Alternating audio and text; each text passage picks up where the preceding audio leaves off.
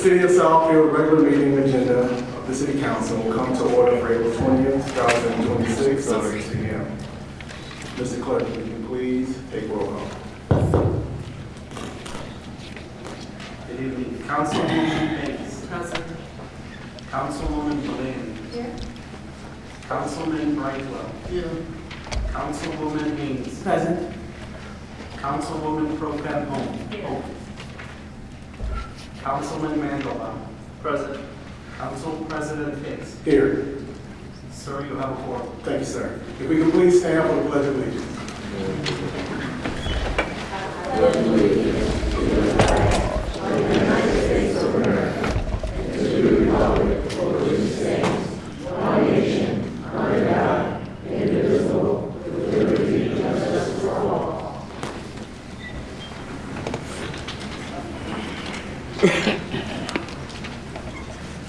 Presentations. We'll have a presentation of award for Oakland County Transit Access to Transit Grant for the 9-mile mid-block safety crossing. Thank you. Through the chair, I'd like to welcome Lindsay Wallace, Principal Transit Planner with Oakland County Transit. She'll introduce our commissioners.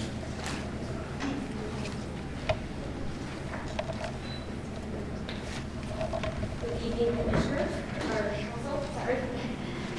My name is Lindsay Wallace, and I am the Principal Planner in the Transit Division at Oakland County.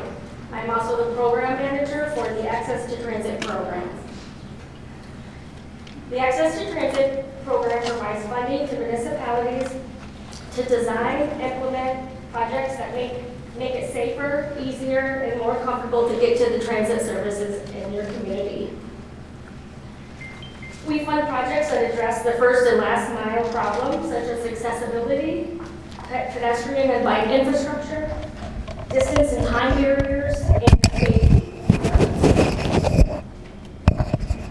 Just a little program timeline, we had a call for projects fall of 2025. In the winter of 2026, we selected the projects, and right now we are in the middle of executing the agreements and starting the work. The next steps will be the community will submit status reports and will work to get a open transit plaque at the site of the project.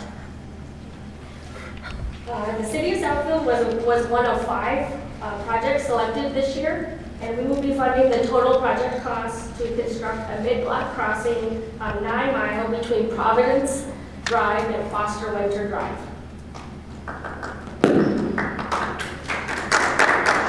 $420,000 is the total project cost. Today we have Commissioners Smith Charles, Taylor, and Woodward to present a check to the council.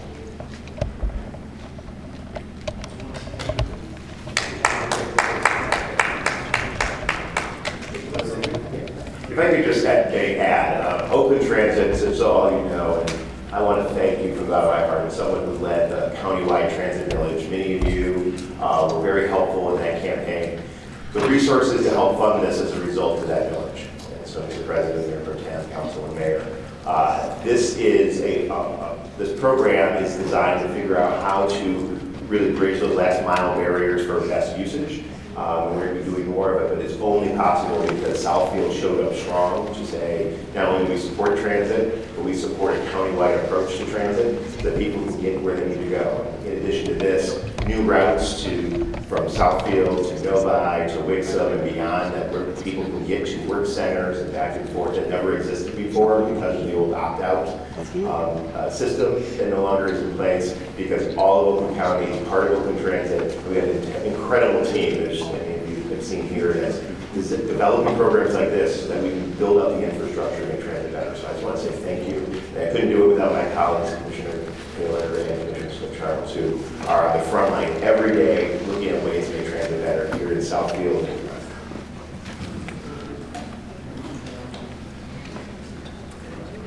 Council, you want to stand for a picture? How much was that check for?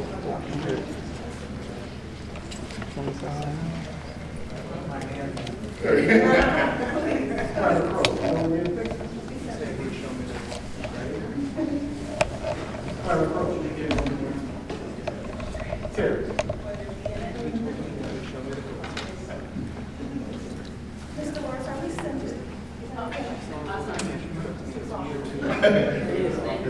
feels awful. We've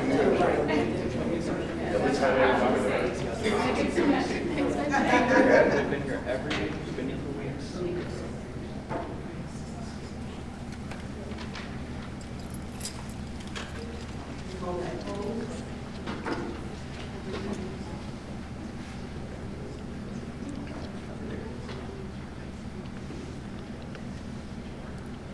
Thank you. Did you want to say anything? Sure.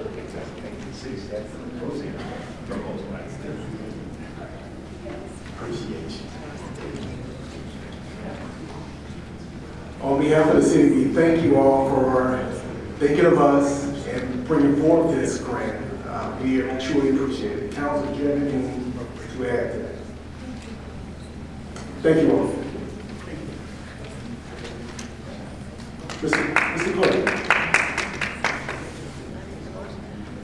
Mr. Clerk, your presentation.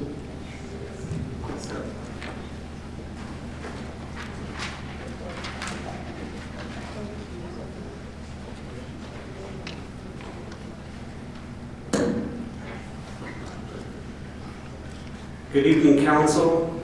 Good evening, Southfield residents, and good evening, televised audience. My name is Gabby Grossbart. I am the Southfield City Clerk. Tonight's presentation is about the upcoming election in 2026. The Clerk Department has been working to put together the plans, and I'd like to present this to you so everybody can see and know exactly what to expect in the upcoming election. We have improved various things, and I'd like to share all of that with you tonight. While the Clerk Department staff was working on the election arrangements and plans, we kept various things in mind. Elections are an important part of our democracy. They must be secure, they must be accurate, and they must be transparent. There's got to be accessibility for all voters. The more accessible it is, the more there's participation. Clear communication improves efficiency and it reduces confusion. And voter confidence is essential to election integrity. With all that in mind, we went ahead and proceeded with our plans. I would like to call out for a minute Southfield election specialist Darian Bird to discuss the voters and the numbers of voters here in Southfield. Good evening, everyone. So our office is responsible for administering elections for approximately 64,500 registered voters. That's across 36 different precincts. So this requires coordinated staffing, logistics, and ballot processing, which includes a few different methods of voting now. We have absentee voting, we have early voting, and then we also have election day. So we have also about 19,500 voters that are on the permanent ballot list, and then just over 9,000 voters on the permanent application list. So the growing numbers on those permanent lists continue to shape how we plan and how we operate.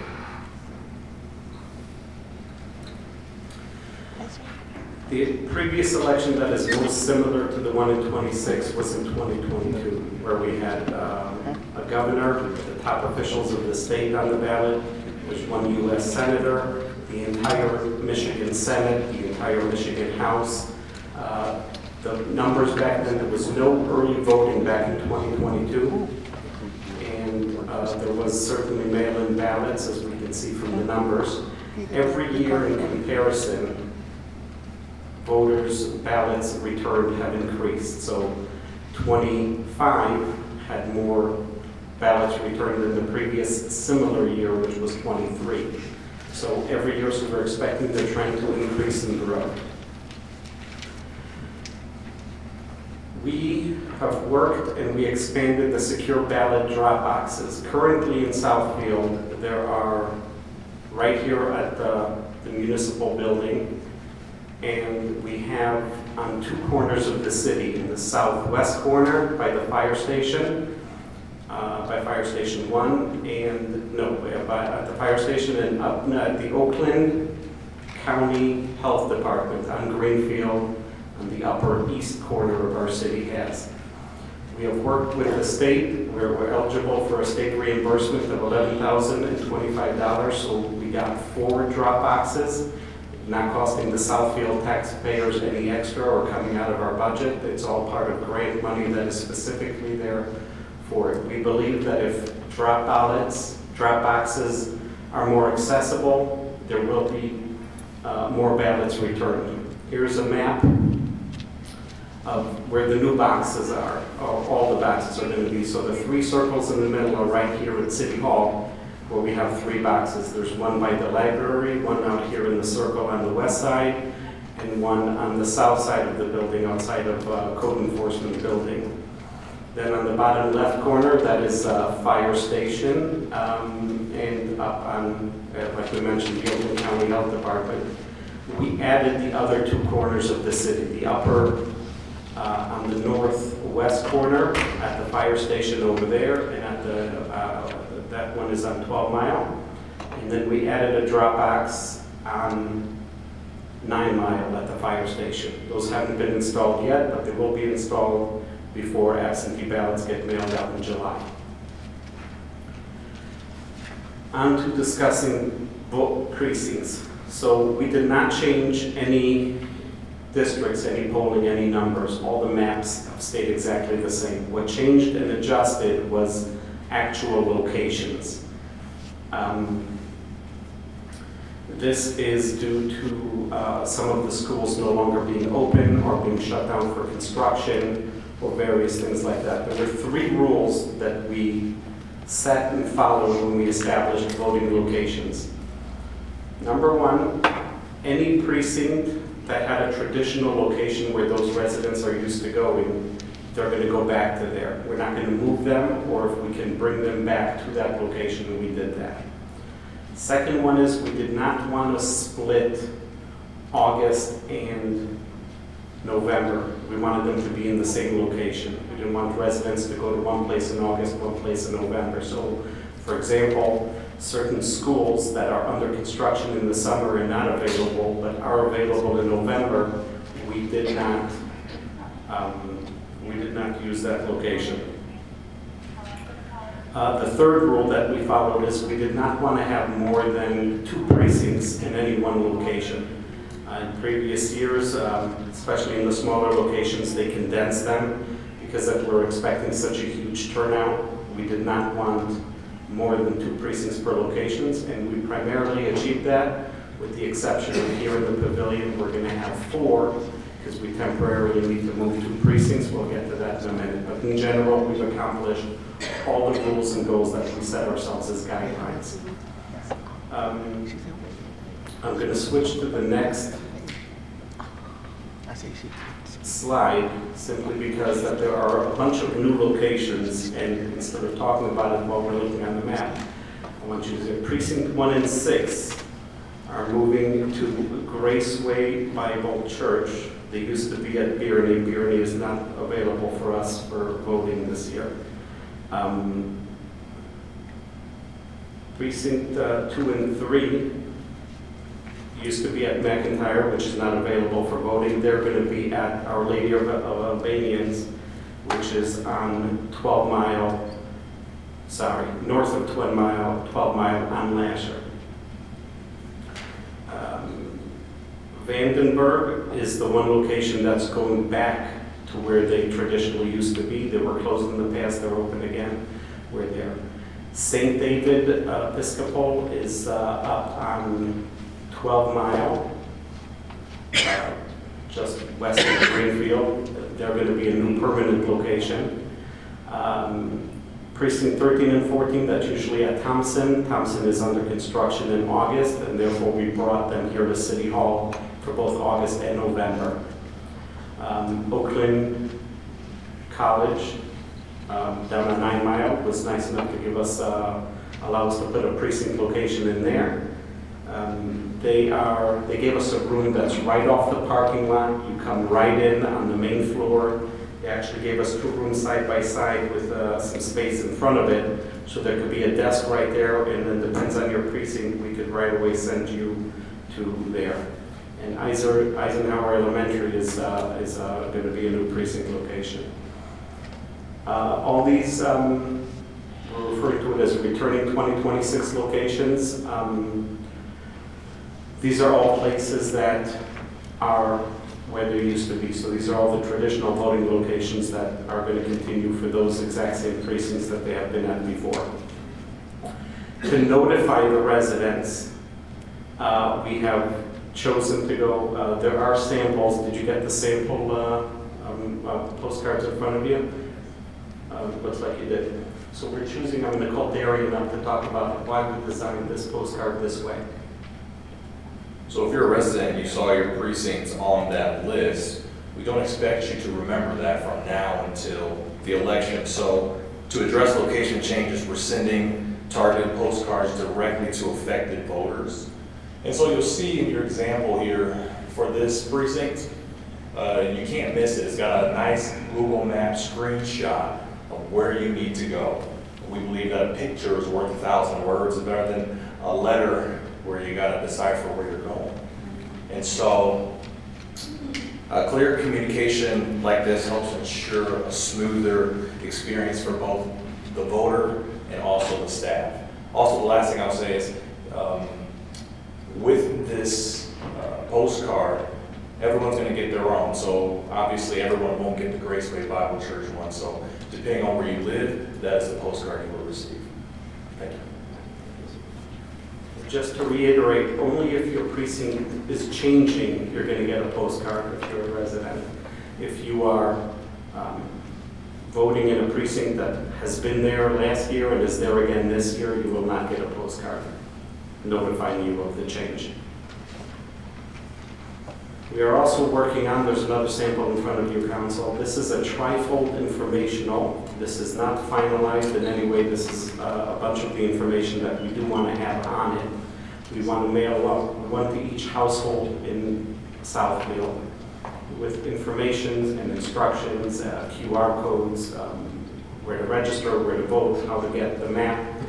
The early voting is not just a list of dates. We came up with, we decided to put on there like a calendar, so it's really a lot easier to tell which days early voting is available and which one is not. Early voting will be in room 115 once again this year. The clerk department has partnered with the Secretary of State mobile office on May 13th and 14th, where we're going to be going with them to the 2 high schools that Southfield has, University High and Tech. And though they are a full-service Secretary of State, but the primary reason is to encourage seniors to register to vote if they aren't registered to vote already. We're also going to bring with us the application to be an inspector on election day at a polling location. We'd like to encourage and include and get the youth involved. We are working with Lawrence Tech, not to get them to register, they're a bit older, but to get them to apply and to work on election day at polling locations. Speaking of the application, we did revamp that. It is on the website. It is a fillable right on the website. It could get, the applicant could fill it up. There's several forms that everything that they need to fill out, and then it gets sent directly to us. It's much more streamlined, it's much more efficient, and we're looking forward to seeing how much better it works. In conclusion, our goals at this clerk department is to run secure, accessible, and transparent elections. Thank you. Council, any questions for the clerk? Mr. Mayor. I really appreciate the work you put into this, especially when you're moving precincts. You can't give people enough notice in advance. A number of the closures are beyond, obviously, the clerk's office control. Buildings are being renovated, no longer available. So, thank you for this presentation. very clear, and we know we're going to have a big turnout this year. Due to the political climate and the number of races that will be on the ballot. Thank you, sir. Any other, yes, sir? Very well. Mr. Clerk, I want to really thank you for this. This is a broad spectrum of transparency, and every year, every time there's a voting, since I've been on council, there's always been some type of word back from the general public that certain messages did not get to them. So this is a part of the transparency that is being broadcast, and I really appreciate it, and thank you for being proactive with this. Sure thing, sir, and this is a good time for me to mention, we took the time to meet with previous year precinct chairs to get their feedback on what's needed and where to be. We met with various bipartisan groups in order to get their feedback and what to incorporate into this. And I certainly want to thank the clerk department staff and people here in this building who have been very helpful with securing several of these location changes. Councilwoman Banks? Yes, I'd like to reiterate what my colleagues said. I think this is a great job. Whoever designed this, I like the colors, it's simple, it's easy to read, and I'm so glad that the election guide is being sent out again to all the voters in all the elections. This is really important, and I can't tell you how many years people had guides in their hand, whether it was a ballot or again, it's just information to let everyone know, especially with early voting dates. It's just really important. There should be no confusion this year. Thank you. Good job. Councilwoman Hayes? Just want to say thank you as well. It looks really nice and well put together. And also, thank you to Mr. Derringer for also being included with this. Have your staff be a part of it makes a big difference to be inclusive with that and to have the whole team on board. Thank you very much. Absolutely, thanks. And I will mention regarding the trifold specifically, it's not set in stone, so if you have any feedback, any involving candidates, if there's any information that should be included here, please feel free to let me know and we'll work with you. We'll work on adding it. Thank you, sir. Thank you. We now have two joint resolutions by the mayor.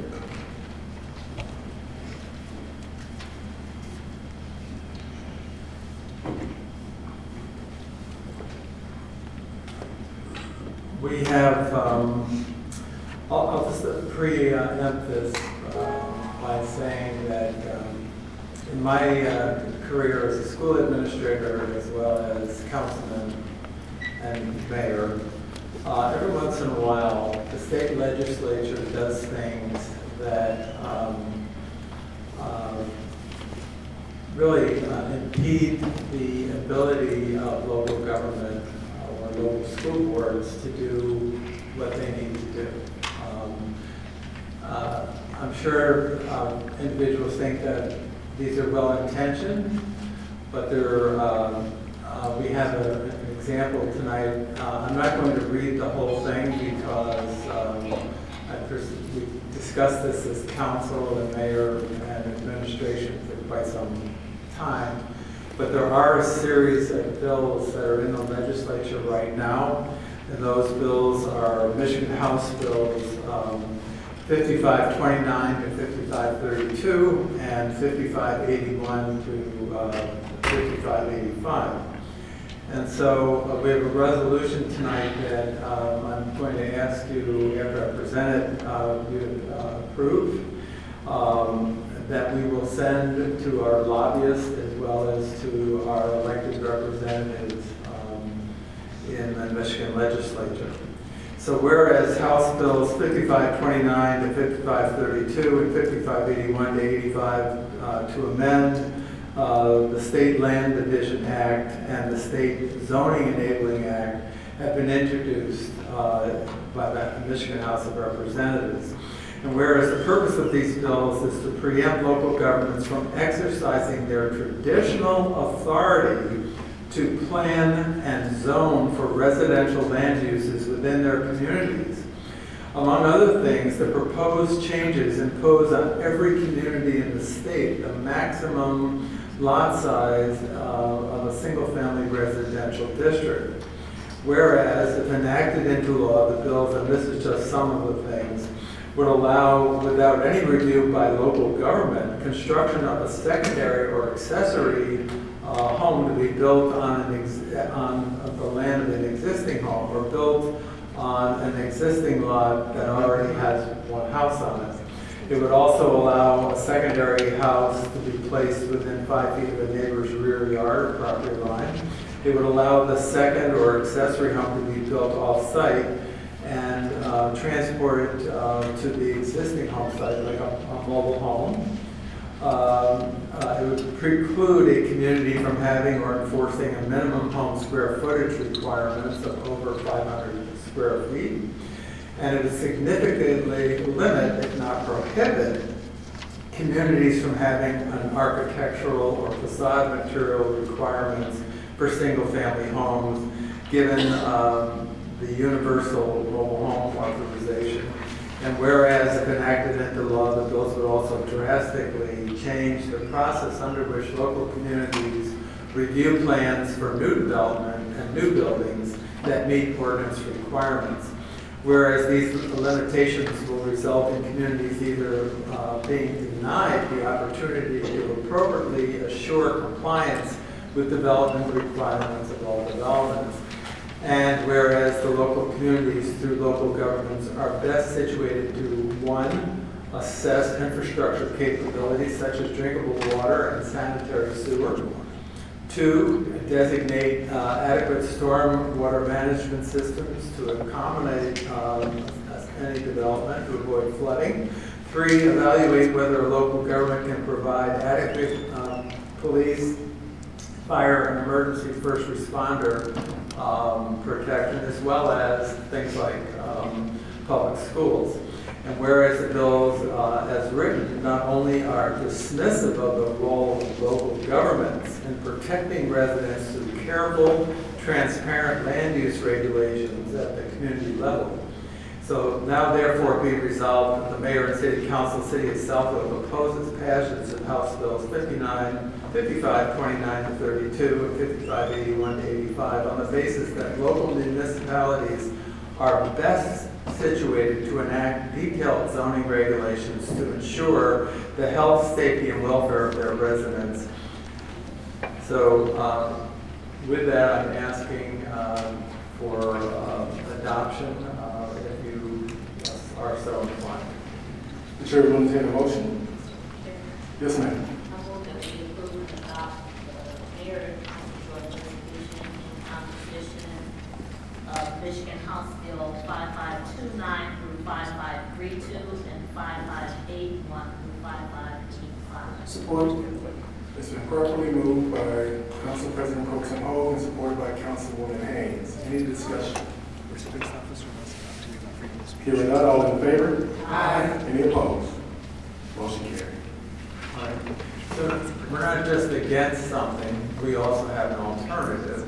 So the next resolution that I'm asking council to support are House Bills 5660 and 5661.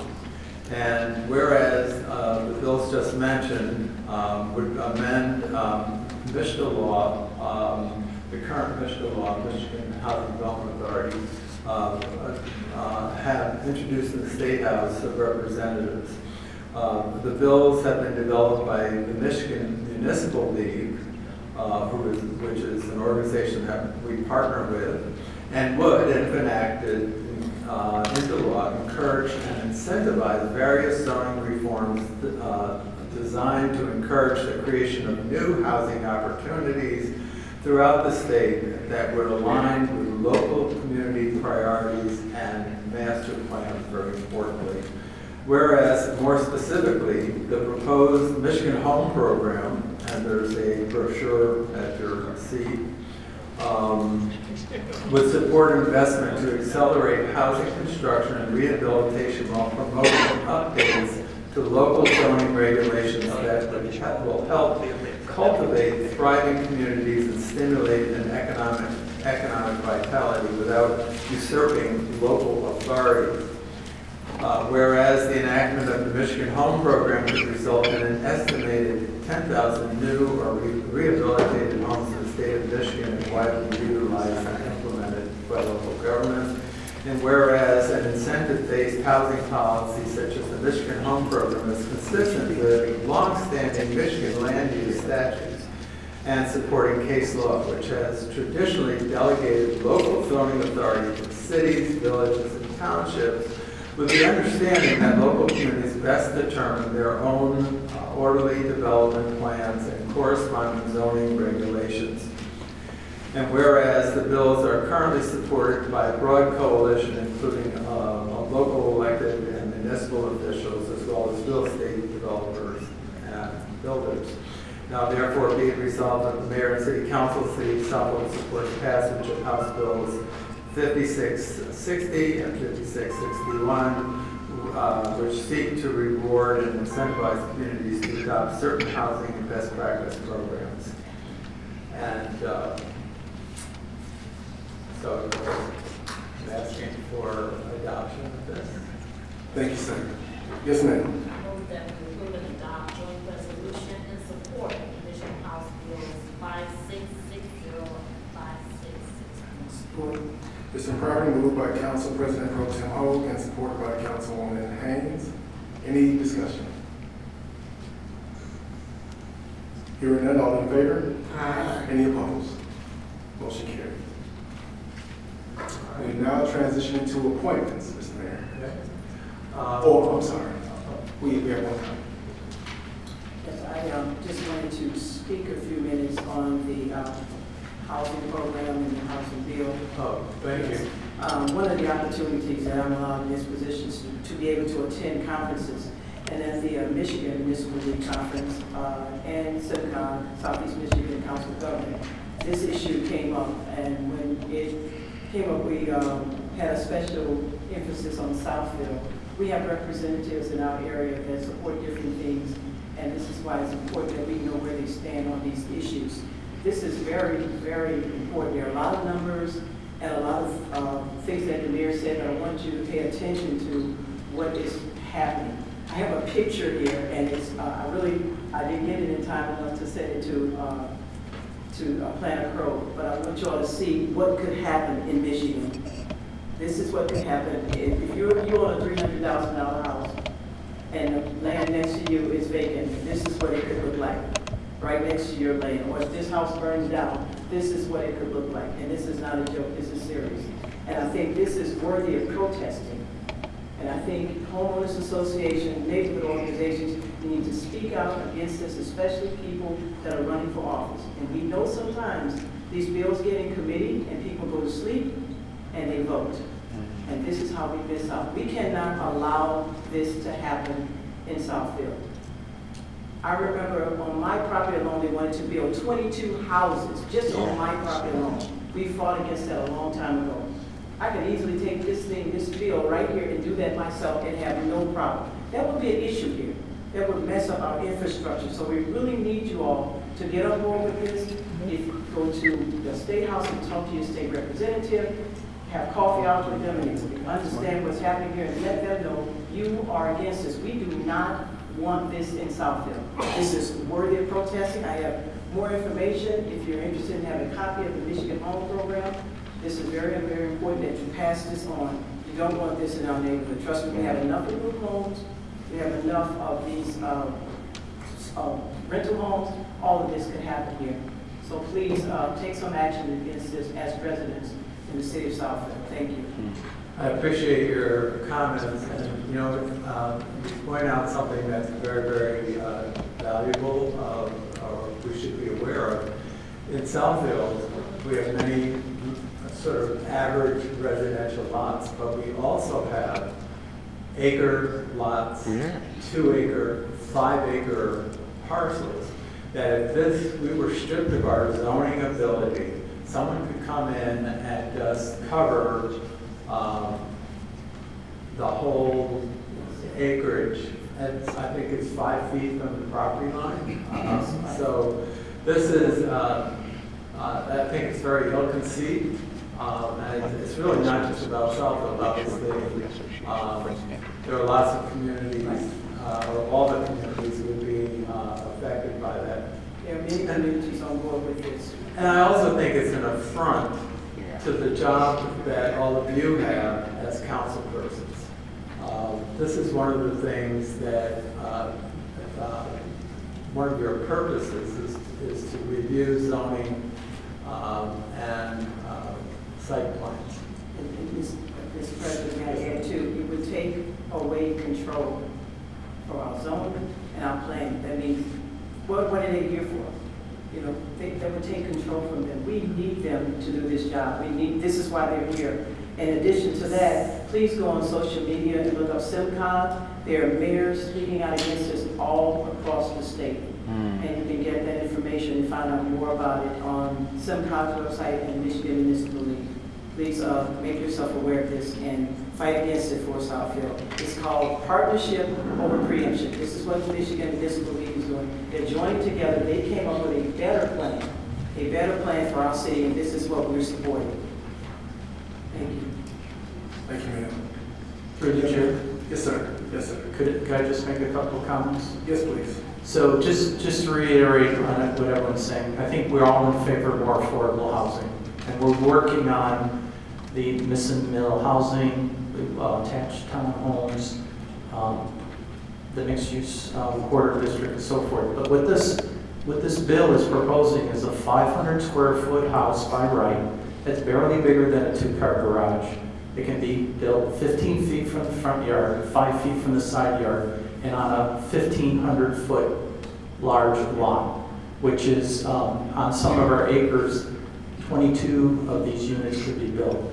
Or you could have our standard setbacks 30 or 40 feet from the road. So someone could put the equivalent of a two-car garage in your front yard. And it's just too extreme. And one size does not fit all. So that's why we were all opposed to this. And I can go in further with a presentation and a PowerPoint. But those are the basic parameters of what they're trying to force all communities to adopt. Thank you. Thank you, sir. Mr. Mayor, appoint. Okay, so this evening on the agenda, I have the reappointment to the Art Commission of Jeffrey Ligon. Mr. Ligon is not available to be here this evening. He is working. I also have, we have a vacancy on the board. Harvey Goldstein, who is an original member, a former art educator, has stepped down after 12 years on the Art Commission.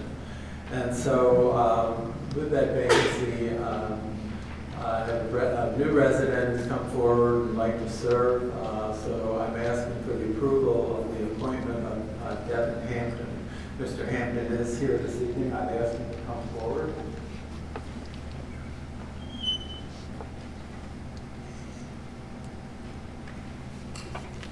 So I'm asking for the council to approve the appointment of Devin Hampton to the Art Commission.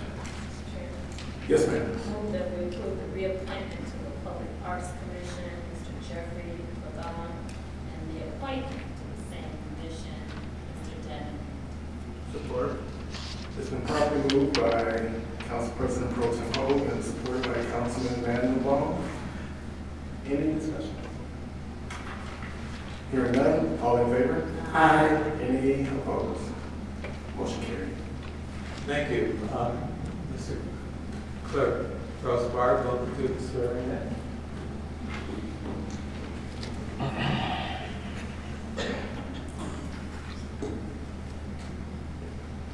Raise your right hand. Do you solemnly swear or affirm that you will support the Constitution of the United States, the Constitution of the State of Michigan, and the City Charter of the City of Southfield, and that you will faithfully perform the duties of the Office of Southfield Public Arts Commission in and for the City of Southfield, County of Oakland, the State of Michigan, according to the best of your ability? Congratulations.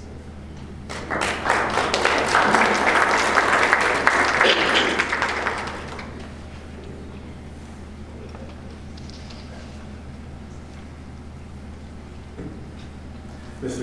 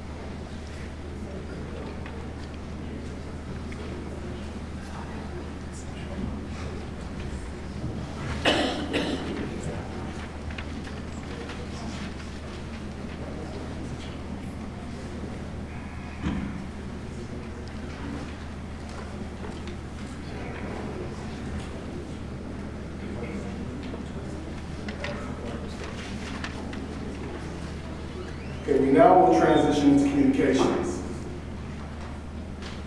The City of Southfield City Council has established the following rules and procedures for all speakers. Each speaker will have 3 minutes to address the council.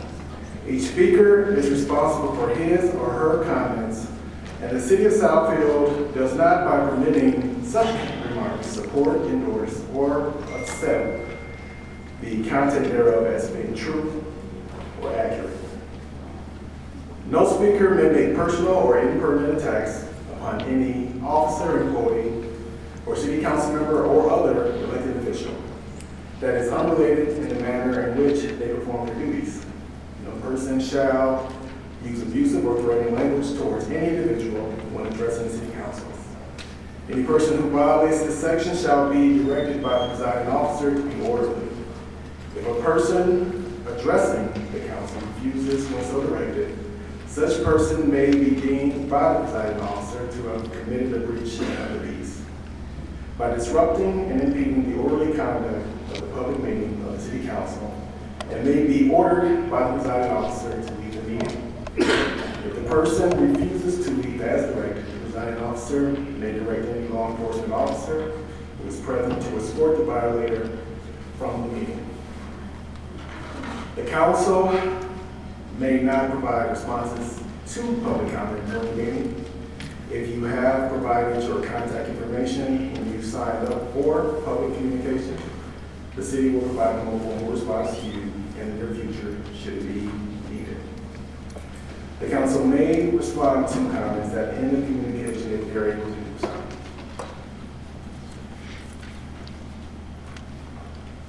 Nicole Massey. Nicole Massey.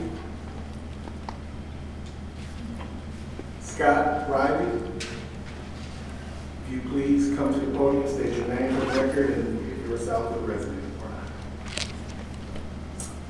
not. I'm Scott Riley. I am a Southfield resident.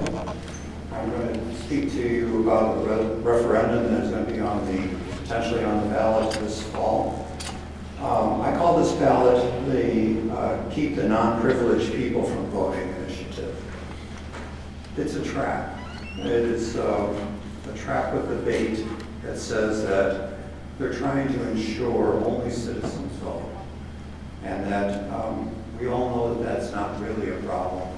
It is, if someone is a non-citizen and tries to vote, they're guilty of 2 felonies. They're risking 9 years in prison. Very few people are willing to risk that.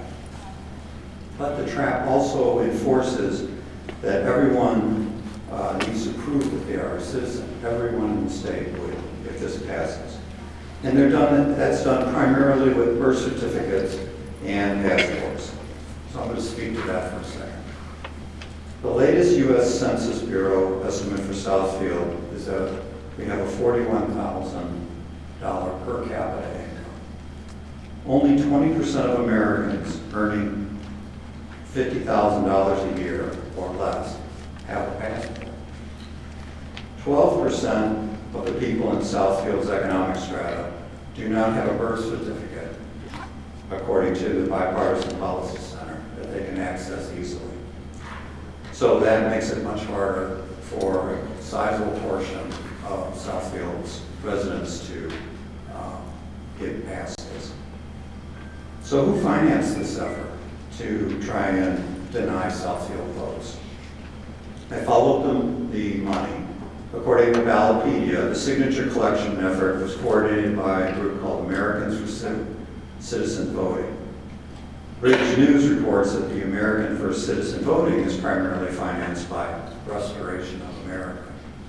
Restoration of America, FCC reports, is financed by one man.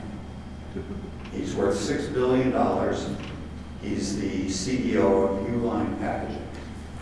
So one man from Illinois is the primary force who is trying to change our Constitution to make it harder in a swing state for Southfield to vote.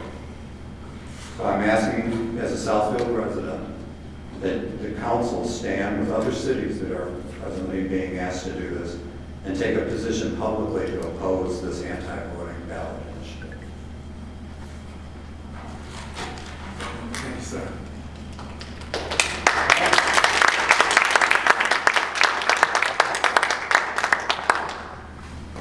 Okay, if we could please refrain from clapping or having a response during communications, please. Diane Martin, please come to the podium, state your name for the record, and whether you're a Southfield resident.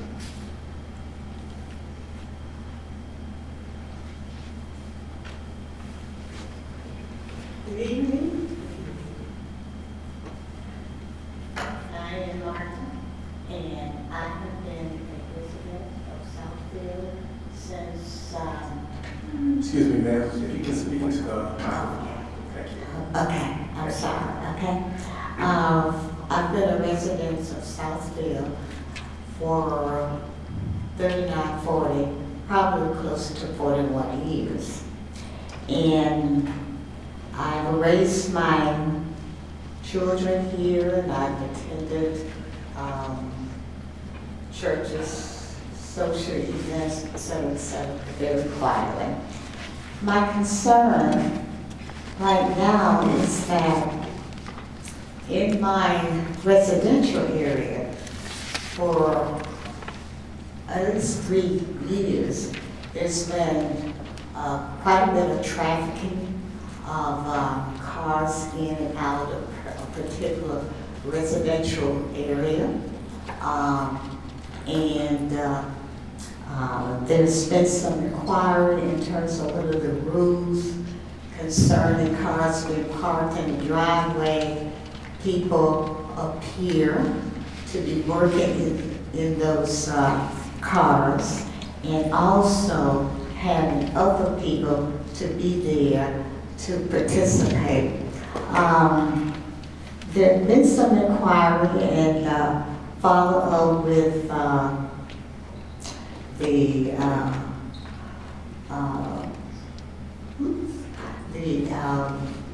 code enforcement, as well as the community police officer or office, especially during the weekend. I guess my real concern is that if there could be some problem solving or some type of shared safety and responsibility among the residents or the residents in that area, and that there is clear support and backup for the code enforcement and community police that I've used or we've used. And I'm sort of confused because recently I got a written communication, and it didn't, you couldn't respond back to the code enforcement office.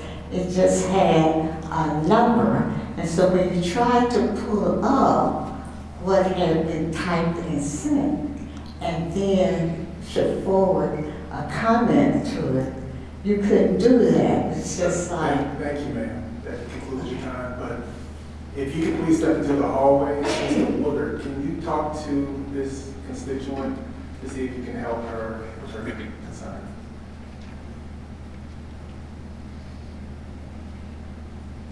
Okay. Mr. Cameron Pink?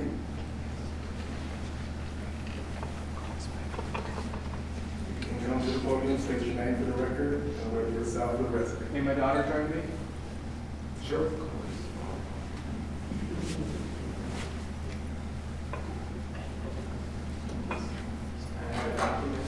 counselors, who are you guys with?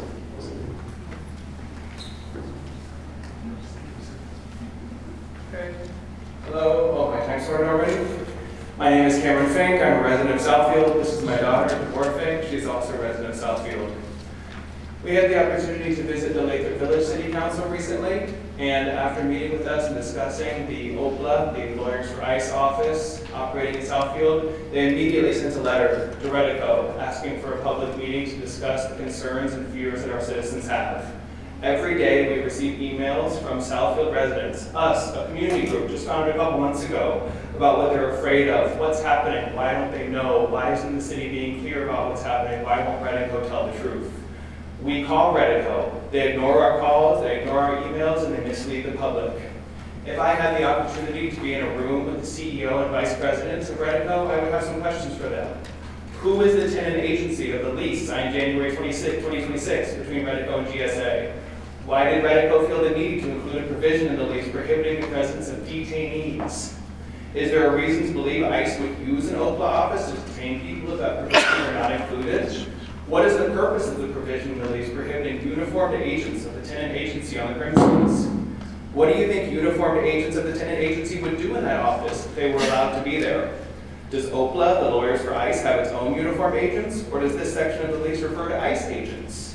The lease language they've shared does not appear to prohibit plainclothes ICE agents from visiting or working in the office. Is that correct? Are employees of the tenant agency or their guests permitted to carry firearms in the building? Is there a safety plan for immigrants who work in the building? Has the OPLA office had a written agreement related to this new office space, and if so, can we see it? Why is signage and entry into the building directory not permitted? Why is it a secret government office operating in Southfield with impunity? Is the tenant agency currently associated with law enforcement activities in any way? What penalties would they face for terminating the lease at this time? What exactly is Redico doing to monitor OPLA's activities and ensure their occupancy is in compliance with the lease? When they allowed me to visit them, I reviewed the contract and they showed me that there are provisions included to prohibit ICE from operating there. How are they monitoring that? How do we know? Can we trust Redico when they ignore our calls, ignore our emails, and ignore the residents while lying to us? And finally, what is the enforcement mechanism for determining GSA's compliance with these provisions? I don't want to be here every week. I'd rather be at home having a nice time with my family. I'm scared and I'm tired. But we call Redico every day. We email them every day. We reach out to you. We reach out to the mayor. And no one will give us real answers. Redico needs to host a town hall to tell the residents of Southfield what is going on and stop lying to us. Thank you for your time. Thank you.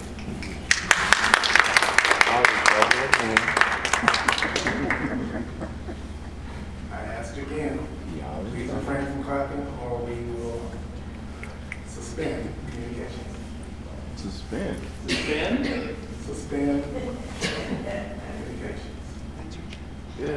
Leah Lehman, please state your name for the record and what your Southfield resident. I apologize. Ann Lehman, I am not a resident of Southfield. Good evening, Mayor and council members. I stand before you today with a simple but urgent request for transparency, accountability, and a voice for the community you serve. We are asking all members of the Southfield City Hall to pressure Redico to hold a public town hall meeting regarding the proposed lease to OPLA, the legal arm representing ICE. This is not a routine business decision. It carries profound consequences for the people who live, work, and raise families in the city. Across our community, there is real fear and uncertainty. Residents are asking, what does this mean for our neighbors, for our sense of safety, for the values we claim to uphold as a welcoming and inclusive city? A decision of this magnitude should not happen behind closed doors or without meaningful public engagement. A public meeting would provide an opportunity for transparency, to understand the scope of the lease, how the space would be used, and what safeguards, if any, are being considered. More importantly, it would allow residents to be heard. The people impacted by this decision deserve a seat at the table. They deserve to ask questions, to voice concerns, and receive honest answers. This is not just about politics, it's about trust. When decisions are made without public input, trust erodes. When communities are included, even difficult conversations can move forward with integrity.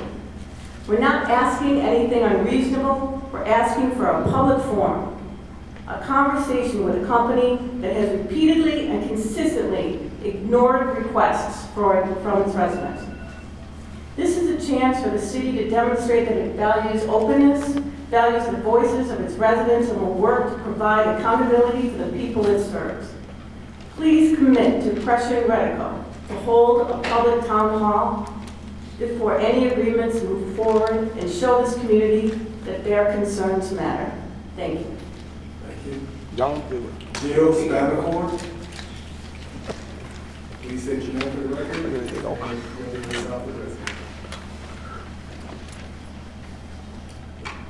Good evening. Thank you for this opportunity. My name is Jill Spatafora, and I am a constituent of Southfield. I think most of us have probably heard that saying that democracy is not a spectator sport. I gotta talk about it. Until the last few years, I would admit I have been guilty of just being a spectator. But I would kind of modify that saying tonight for just a little bit to be such that democracy is not just a spectator sport. And by that I mean us as citizens, as most of you are aware, and elected officials around the country now are aware, citizens are now watching. We are participating. We have woken up. And we are demanding that our elected officials work on behalf of the will of the people. I admit I am not knowledgeable enough to know what in your past all of you have done. I imagine you've done great jobs. You wouldn't be here, and I respect you for that position. However, we have this issue before us now with ICE and Redico, and for whatever unknown reason, there has not been cooperation. And all we are asking is a simple letter, as Lathrop Village has done. We're demanding that they meet with us. We are concerned citizens, and you are our elected officials. In addition to that, we are not going anywhere. So if there are elected officials who continue to not work on behalf of the will of the people, there are elections. And speaking of elections, I want to thank the city clerk for his presentation tonight. On our behalf, I would like to urge every citizen to take him up on his offer to become an election, either a poll watcher, a poll challenger, work for the city elections to monitor these elections coming up in November. We cannot take anyone's word that everything will be done fairly and by law, as we have seen several elected officials do in the last few years. We can volunteer with our political party or take a position with the city clerk's office to help monitor these elections to ensure that every vote is counted and correctly counted, and that these elections remain fair and free. Thank you. Thank you. Please forgive me in advance. Shamil Alaa? Out. Thank you, sir. Please state your name for the record and what your South is. Shyam Alabo, I am an attorney and representing. If I may, he's actually here for that item. Were you going to speak on the item, Mr. Shipper? We have a consent judgment, consent judgment, so I wasn't sure if he was speaking on that or not, but he's under my portion, which is at the end. He came to the cow on March 9th, so I think he just wanted to speak to you. What, did you want to speak in addition to, or will we wait for that item to come on the agenda? It can be on the agenda, and it's just a simple matter of the consent judgment that has already been discussed with the city attorney. So we can just stay tuned. We'll get to your item shortly. Okay, thank you, sir.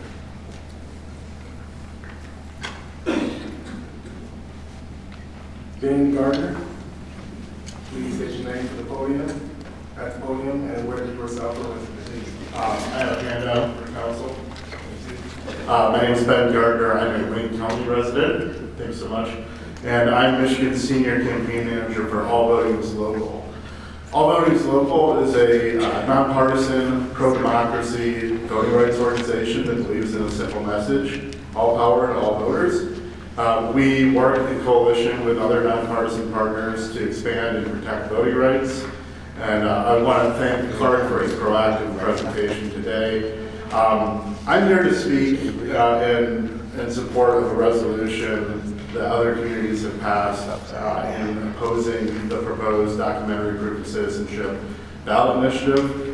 You may have heard of it as the SAVE Act on the federal level. You may have seen the recent legislation, House Bill 4765. But we are asking local leaders like you, trusted leaders, to look out for the voters and speak out.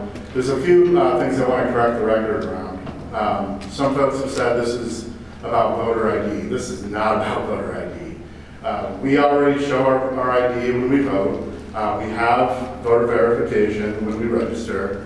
This is about creating barriers to voting for low-income folks, folks with disabilities, rural voters, folks who have had a name change, married women in this country. There's more than 69 married women who could be impacted if this were enacted on the federal level. And I want to highlight the folks that are speaking out against this proposal in support of this resolution that we hope that you'll bring.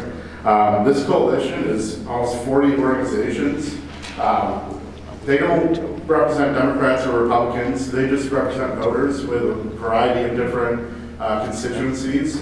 And these are really trustworthy organizations. The ACLU of Michigan, the United Way of Southeastern Michigan, League Women Voters, right? These are not partisan organizations. So I just would urge you to look up a little bit more about these organizations and realize who's asking you to take up this resolution. Would encourage you to join the city of Pontiac and many other communities that have passed this resolution, because I think the voters deserve to know the truth.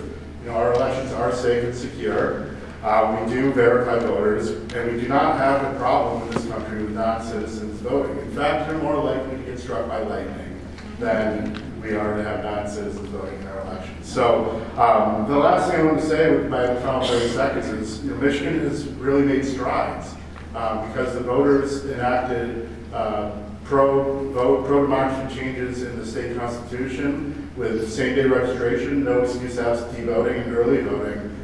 So let's continue to build on that progress. Let's not listen to special interests and billionaires who try and undermine our elections. And I want to thank you and hope you consider the resolution in a future meeting. Thank you. Thank you. Alex Carter, please come to the podium, state your name and whether you are a resident.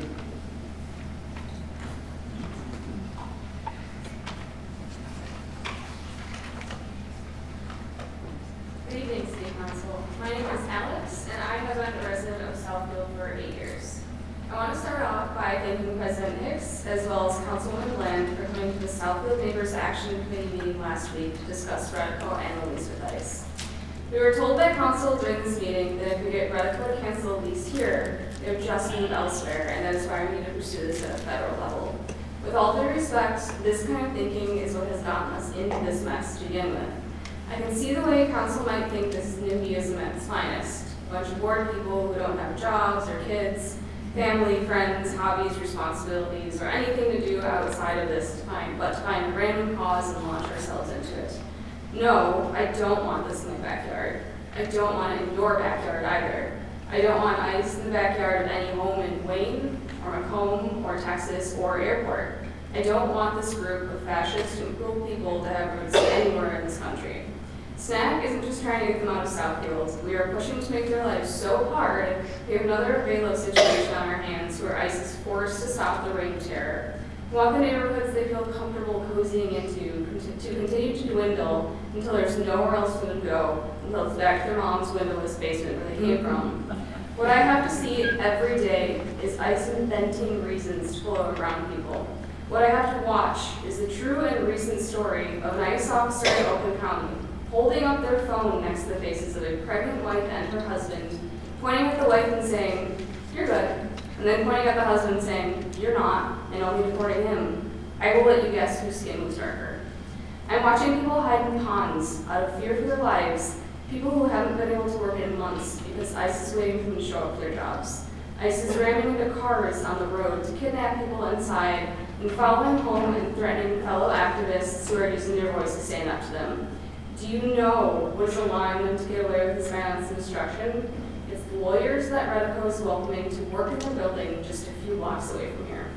Everything that is being said by city council right now is being done behind closed doors and through private email chains and phone conversations.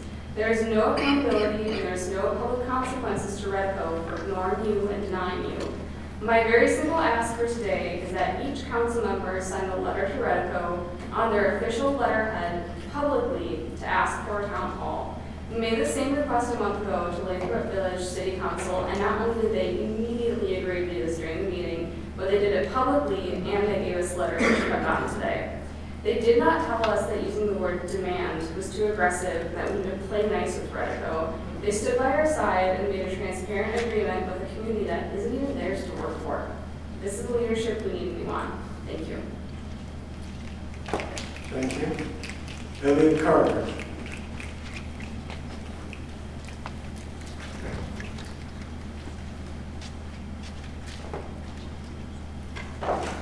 Good evening, everyone. My name is Elliot Carter. I've been a Southfield resident for 8 years, and I'm part of SMAC, the Southfield Neighbors Action Committee. I also wanted to start by thanking Councilwoman Bland and Council President Hicks for joining our meeting on last Thursday to discuss the Redico lease to OPLA, the lawyers for ICE. It was refreshing to see our elected officials taking their first steps towards making good on their resolution for community safety, civil rights, and local policy. I want to remind the council of a section from the resolution. The mayor and city council of Southfield encourage continued community dialogue and collaboration to support a safe, stable, and inclusive community.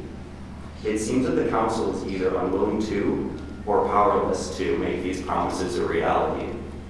The people of our community are asking for transparency, a public forum for our concerns to be heard by Redico. The council has been unwilling to ask in a public forum, in their professional capacity, even when our neighbors in Lathrop Village did so without hesitation. Council President Hicks, you also assured us at our last meeting last week that you used your pull as council president to have Redico respond after weeks of silence.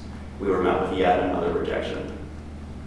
I also find the recent statements contradict the resolution, which said, and I quote, "The city of Southfield remains committed to being a welcoming and inclusive community where all residents feel safe, respected, and supported." Instead, as the community continues to feel unsafe, you describe Redico as part of the community and that your duty is to be fair to all of Southfield's stakeholders.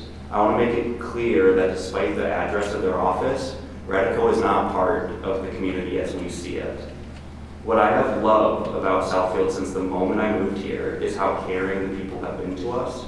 We've had each other's backs. We use our strengths to support our neighbors and weaknesses. Redico does not seem to represent these values. Their CEO has talked publicly on a podcast about the purchase of American House senior living facilities as a recession-proof business during the real estate crash in 2008. Think about that. To Redico, the place that many of us trust to take care of our spouse, a parent, a grandparent, is just a strategic investment to them. Since the takeover, there have been countless reports of neglect of our elders at their facilities, and they've been verified by the state of Michigan regulatory authorities. They include the negligent deaths of 2 Michigan seniors, Calvin Powers and Gene Bruin. Redico's dehumanizing attitude towards our elders does not represent the neighborly care that our community stands for. We care for each other, especially our most vulnerable, while they make profit off of our seniors and return to their $1 million homes in other cities. Thank you, sir. Oh, come on now. I want to get the lead camera.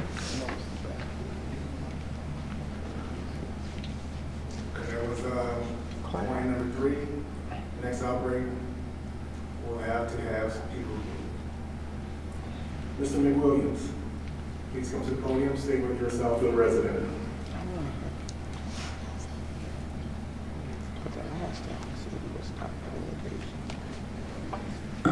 Good evening, my name is Garland McWilliams, I'm a Southfield resident for about 30 years now. And my concern is the condition of some of the roads in Southfield. And the past couple of years, I've been bringing the same subject up, especially about Mount Vernon. Right now, it's really deteriorating to the state where it's almost impossible to be passable. I drive down there all the time, I'm a block off of Mount Vernon. I live in Pennsylvania. And I see people dodging potholes, going up the lanes to avoid potholes and everything.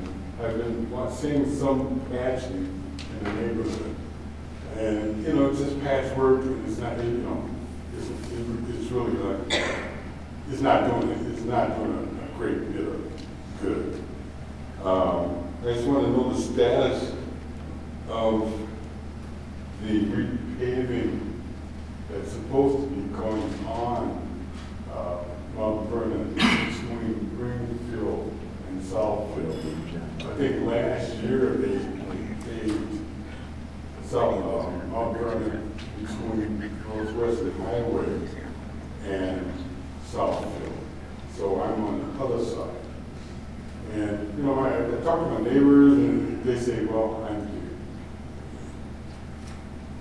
they're going to just do whatever they want to do.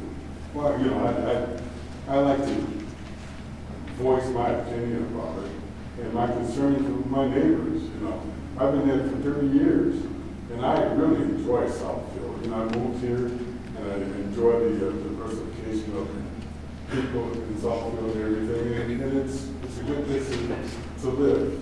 I have people, my friends from other communities come in, and they drive down Mount Vernon and they say, well, you know, what's wrong with the street here? You know, it's full of holes and everything, you know, and I said, well, you know, they're in the process of getting this done. So, you know, I still want to know what's going on. And I think last year there was supposed to be a plan of some sort to repave that area. And so far, you know, I haven't seen any work being done. In fact, all the side streets that lead off of Mount Vernon need a lot of work. You know, they throw a little black patch in there. And, you know, it's a help, it's something, but, you know, we need a lot more. And I don't know whether someone in Lansing could get this done, but we got to get it done. Thank you, sir. Robert John Cox. Will you please state your name for the record and whether you're a Southfield resident? Robert John Cox, resident in the Beacon Square neighborhood for 40 years. When driving down Winchester this winter, I was surprised at the condition of the former school building, which was quite visible when you look between the houses as you're driving down the street. It looked like a textbook example of urban decay. I was curious if the condition of the building was due to a partial demolition of the building or the result of vandalism and scrappers. I felt very bad for my neighbors whose backyards looked out in such blight. Last Thursday, the Beacon Square Homeowners Association had their first meeting of 2026. Our guest speaker at the meeting was your Director of Code Enforcement. When Q&A for her started, residents immediately brought up the concerns about the condition of the school. Discussion on the status of this property went on for some time in the meeting, and information was shared between residents and the board members. I understand from the board that plans were already in place for this topic to be on the agenda for our next meeting. Several residents stated at the meeting they would start voicing their concerns about this property at city council meetings, so that's why I attended today.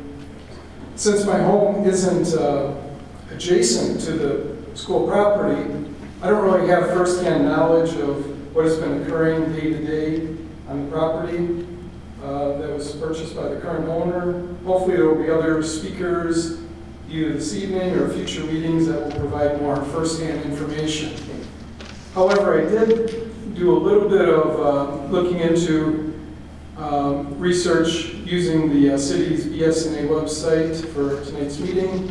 And the one thing I was curious about is I saw that the property, which was sold by the Southfield School District in January of 2024 for $585,000, that since that time, there are, property taxes were assessed on that property, but from BSNA standpoint, I see that no property taxes have been paid by the new owner during the last couple of years, and that the delinquent taxes have been turned over to the Oakland County Treasurer, at least according to my interpretation there.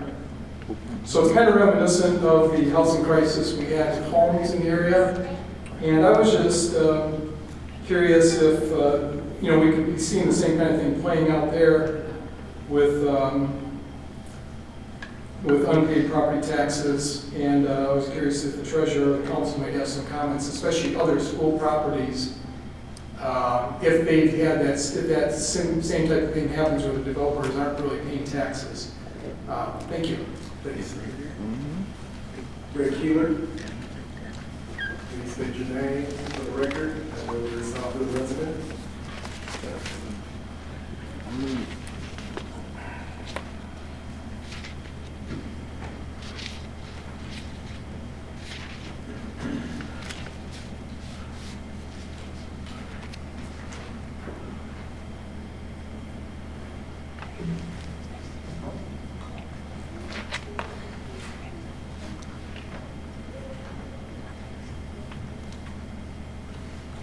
Greg Keeler, Southfield resident. I'm going to read again from our calendar that y'all send out to every resident in the city of Southfield. Southfield residents are represented by their elected municipal official who are responsible for setting city and government rules and policies and serve as a direct link for the citizens. This link seems to be broken. It needs to be fixed to the city hall. If we are coming here and they are asking for questions and asking for different things, are you voting in the way your residents are asking for? Before y'all have a letter that's dated November 22nd, 2000, from the city to Lawrence Tech. 3 simple sentences. It would be nice if I had it up on the wall so everybody can see it in the audience as well. And the conversation is regarding easements.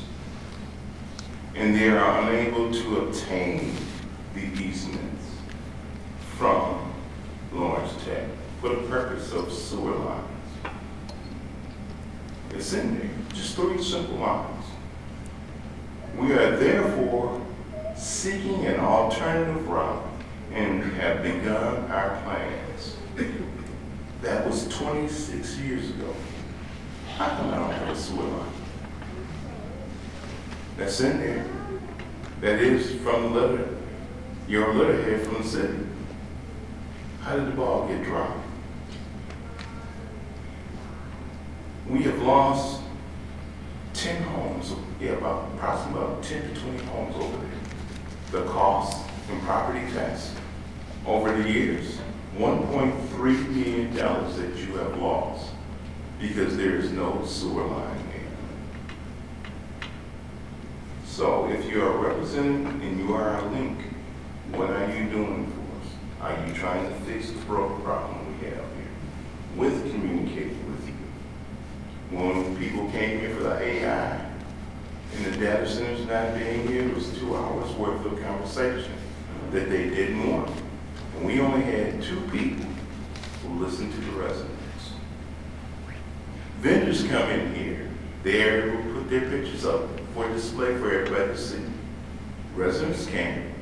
Vendors come here and they come and speak on the internet. Residents got to be here and present before 6 o'clock to be able to speak. Does it sound like you work for the residents? Thank you, sir. Susan, Yagisian?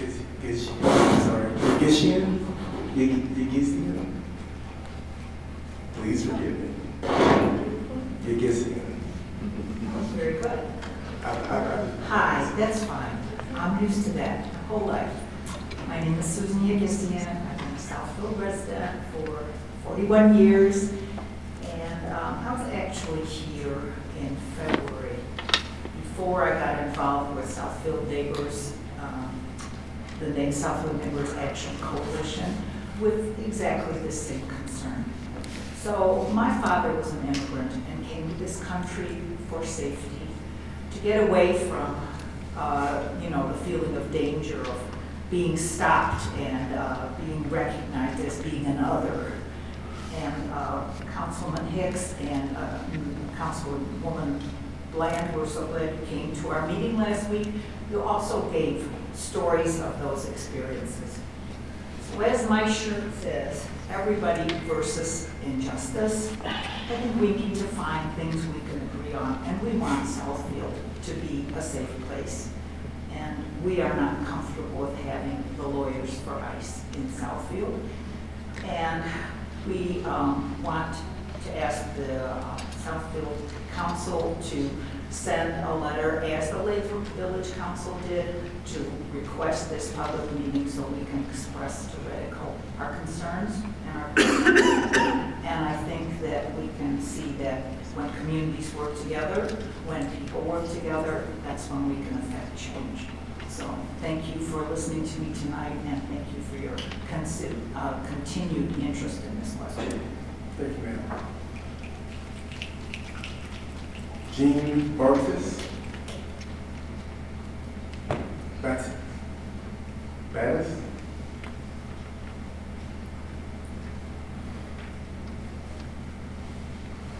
Harold Tyler. Please state your name and whether you're a Southfield resident for the record.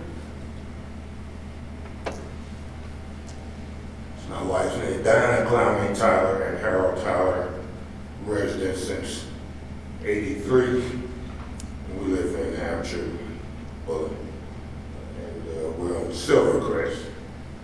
Our concern is the construction company.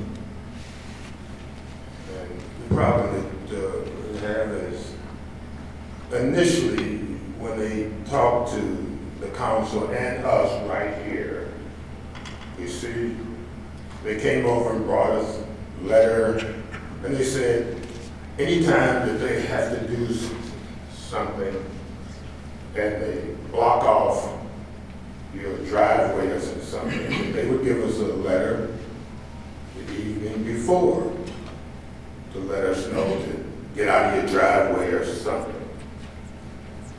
And also a employee did that. And that has not been followed. My wife and I both are retired. We wake up early. And, if you're going to get there, that's fine. But they don't oblige to that. And you can mention it to them, and their answer is, we need you to get that done. And I'm kind of a moody individual at times.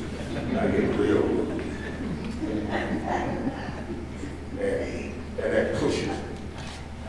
Now we have this great construction company that they come and go. And there have been times we don't see them for 2 to 3 weeks. And that's what's going on. They back up and leave, and then you don't see them. And then they come back on a watery day. And now we got about 1 million potholes. And I have no idea when they're gonna get through. Everything is dirty and dusty. And we're just trying to find out, what are they doing? And who is gonna come over and tell us? Because when you ask them a question, they surely let you know I'm not in charge. And I'm asking somebody from the council, somebody from the city, let us know. so we have some representation. You know, and I'm the moodiest guy in our subdivision. And I'm beginning to get real moody. Thank you. Thanks. Jessica Mahalik, please come to the podium, state your name, and whether you're a Southfield resident for the record.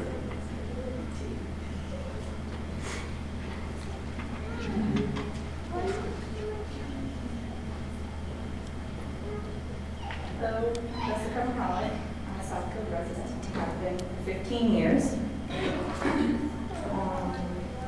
First, I wanted to say that I'm grateful that somebody came here from Wayne County to support our voting rights here in Southfield.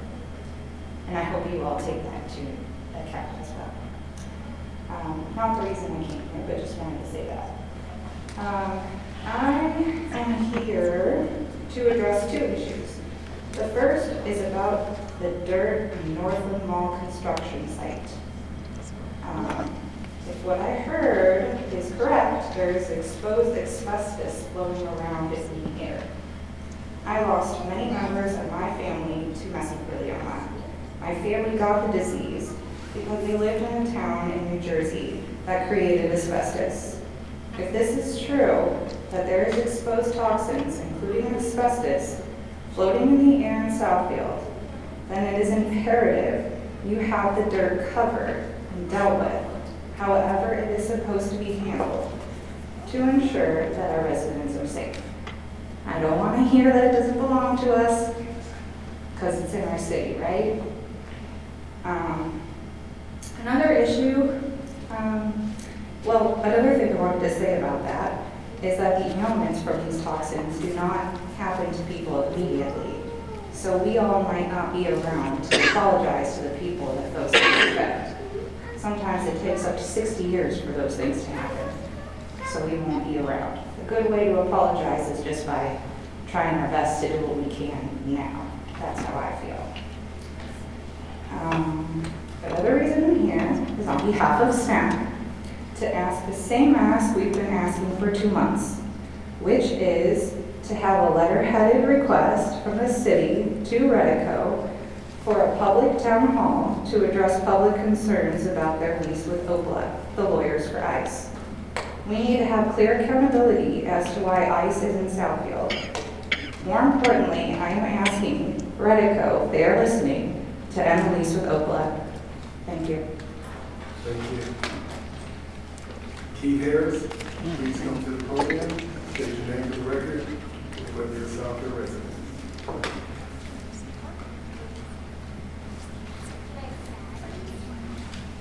How you doing today? Keith Harris. My man, yeah. Thank you. That is the brightest young man. I know that young man. Diversity worked, doesn't it? Diversity worked. It really works. I appreciate you bringing that young man in. I'm always hollering about diversity. You know, our organization is called RACE, R-A-S-E, Real Activism Service Everyone. And before I get on this subject, I'm going to say this, Yolanda Haynes. Could you please do a PowerPoint presentation with all his neighborhood presidents on that subject? That's a subject you should bring them all in and do a presentation on it to protect our communities. Now I'm going to get back on my subject here. I'm fighting every day to make our Democratic Club more open, better. I'm trying to end the racism in the Southfield Laser Dem Club. Anytime you have a Dem Club that don't allow other ethnicities or you witness rudeness to other ethnicities, you have to call it out. You guys have seen me come to this podium as an African-American man defending black people. But I just don't defend black people. I defend all people. Because an injustice is an injustice. We're going to dismantle the Southfield Laser Dem Club. We're bringing in a whole new Dem Club in Southfield. We're going to make a diverse club in Southfield. We're going to make Southfield work for everyone. If you are a Democrat or it don't even matter if you're a visiting Republican. We want everyone to feel like you belong. You know, the funny thing about politics, it's only every other 2 years. After this year go by, we won't have another election for what, 2 more years? We shouldn't be fighting against one another every time an election comes, or letting people like Joe Persons even divide us. I sat back and I heard this guy for years talk about he's a highly trained killer. I've been trained better than Navy SEALs and Army Rangers. I was a killer for George W. Bush. This guy just got through saying at an Ice Out meeting that he just got off the phone with the Pentagon. Wow, who did you talk to? I just got off the phone with the Pentagon. And then at a recent meeting, he made the statement, I'm a highly decorated man, soldier, and I can take out and remove anybody I want. Now to me, that's scary. That's scary. We just had a soldier today kill his wife and his 7 kids. This is serious. This is really serious what Joe did. We can no longer take it. Thank you, and thank you for hiring that young man. Thank you, sir. Madam Gerald?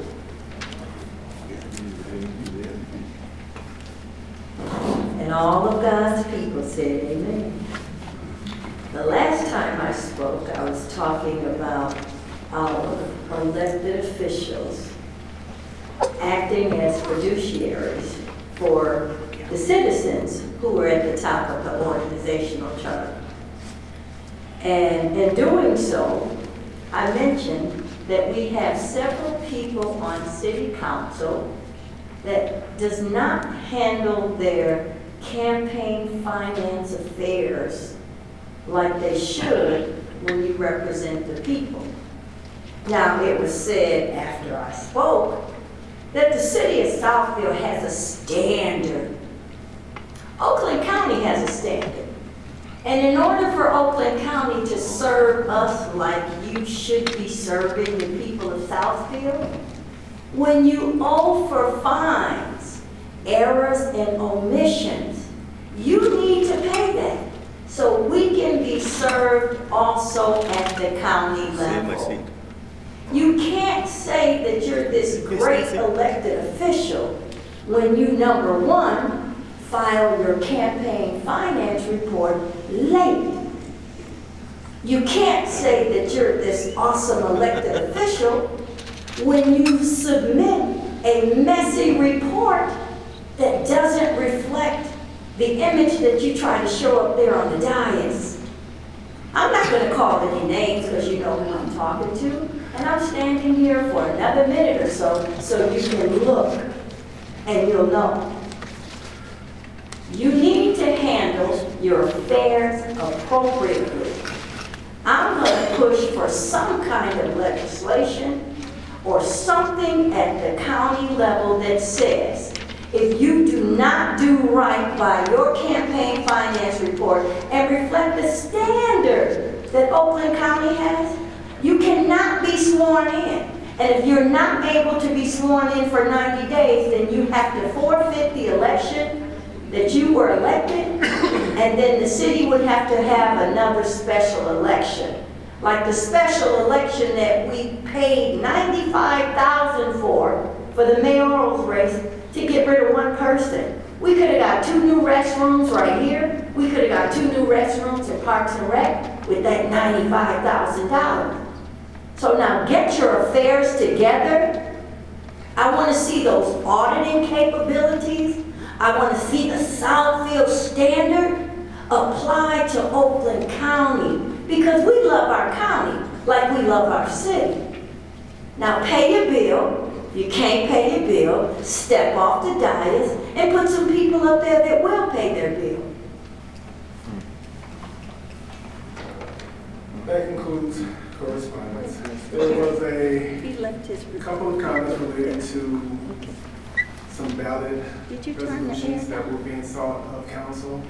What I've asked our legislative committee to take a look at these legislations to present a recommendation to council per the ask of us endorsing that resolution. There were several concerns related to streets. And so what I ask is if Mr.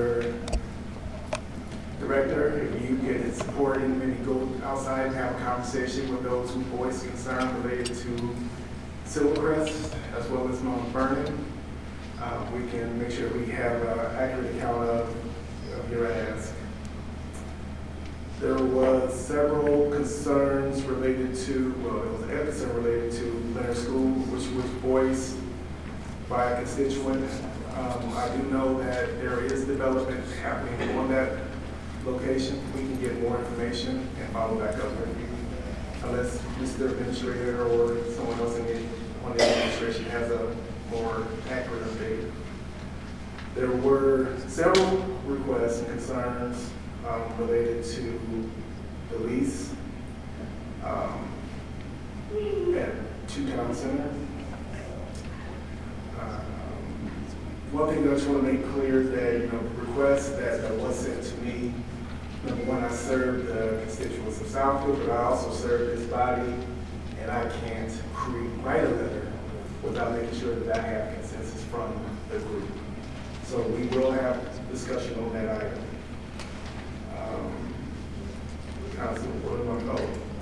The dirt at Southfield. We will have that statement verified and we'll respond back accordingly. Councilman, am I missing anything?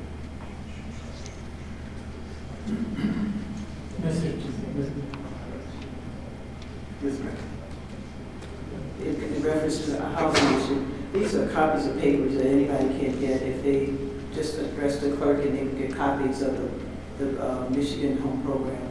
Because by the time we have a community meeting, they may be out of session. We are welcome to go to the Homeowners Association, but they have to invite us.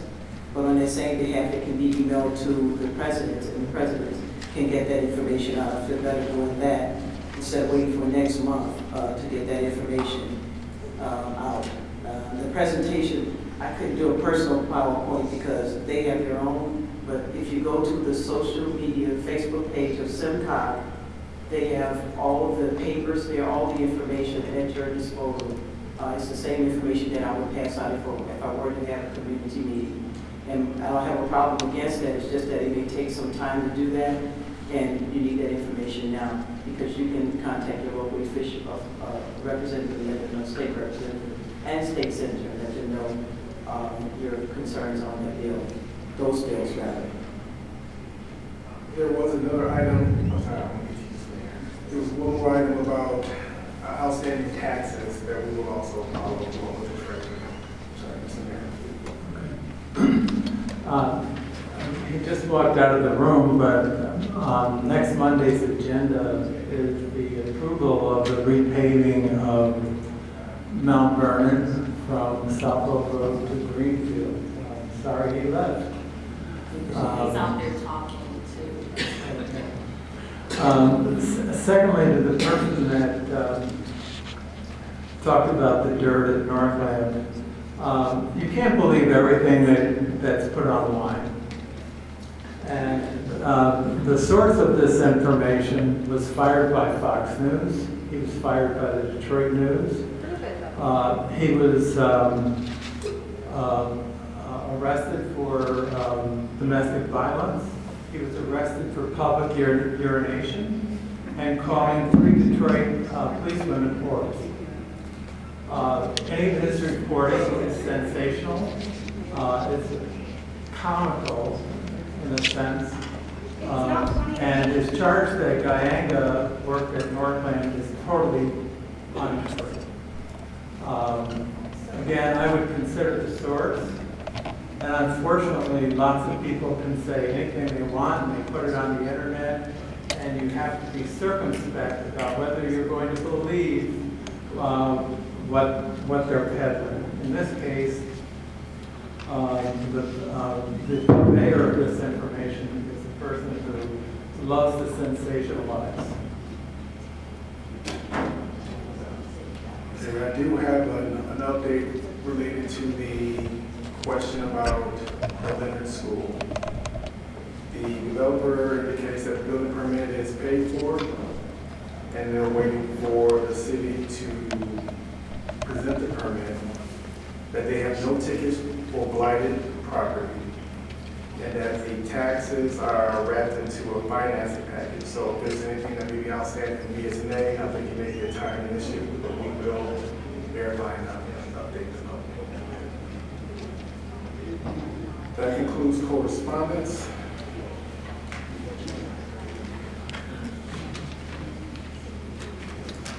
We have minutes for the March 3rd. Mr. President, I'd like to pull that item, please, on final review today. I found a few items that need updates, so pull that, please, this week. I'll be back next week. Thank you, sir. Consent agenda.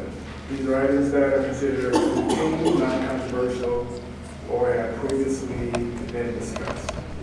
Council, are there any items that you'd like to pull for any additional discussion? I just want clarity on J. We're seeing no parking, traffic control orders at our schools. Okay. J, we're seeing no parking, traffic control orders at Roman schools, just for the community to understand what that means, because we do see a lot of cars parked at schools that are now closed, so just clarity. I could get the DPW director, I know he can address that, if you'd like. I think he's talking to the residents. The city administrator and I initiated this request because, for instance, the signs on Independence outside Leonard School, the street is closed at Leonard, and the no parking from 8 to 5, I think you couldn't even read the sign anymore. It's been totally reached out, and Leonard School closed in 2010. Grace Letterly were signs on Greenview, and in that case, school closed in 2015. And the Kinley School closed in 2015 as a charter school. So they're not serving a purpose anymore, and many of the signs were in disarray or delayed with them. But you have a sign in front of your house. Mr. Director, anything to add? Thank you. I'm sorry, I don't know what this So is. the question posed by Councilwoman Bland was item J. She wanted more clarity given for the community on the traffic control order being rescinded at school. She wanted to give a high level so that the community can understand what this item is. Yeah, so per section 10 of the city's code of ordinances, the traffic engineer has the authority to issue traffic control orders for various speed limits, restricted turns, no parking, etc. The traffic engineer can only issue those TCOs on a temporary basis. Council has to act to make them permanent. So when these schools were operational, council had enacted these TCOs establishing those no parking zones. Now that those schools are not functional anymore, and those signs have not been maintained, the original purpose for those signs is no longer there, so we're asking council to repeal those TCOs now so we can take those signs. Yes, sir. I have a question about this one also. Jay, just from an enforcement standpoint, have people been, and this could be, but have people been unnecessarily ticketed for this particular, wherever these signs are? If they should not have been there, they should have been taken down. You know, you get my point. I'm trying to say, if somebody just happened to get a ticket because they were a day late or whatever. To me, I was reading this. Did we unnecessarily ticket a citizen? Not that I'm aware of. So is there a way? No, I know. And this is probably one of those cases where we just drill it down too much because it's probably a nebulous item. I hate to see any citizen who has a ticket for something that is, unnecessarily. And I don't know what tickets are these days, but I'm keeping my finger in hand. A ticket is so long, I don't know what to do anymore. So, does it make sense for us to even be concerned about a citizen who might have got a ticket last week? And I don't know, in any days, anything we can do to tell the court, disregard these tickets for these locations, or is that even legal?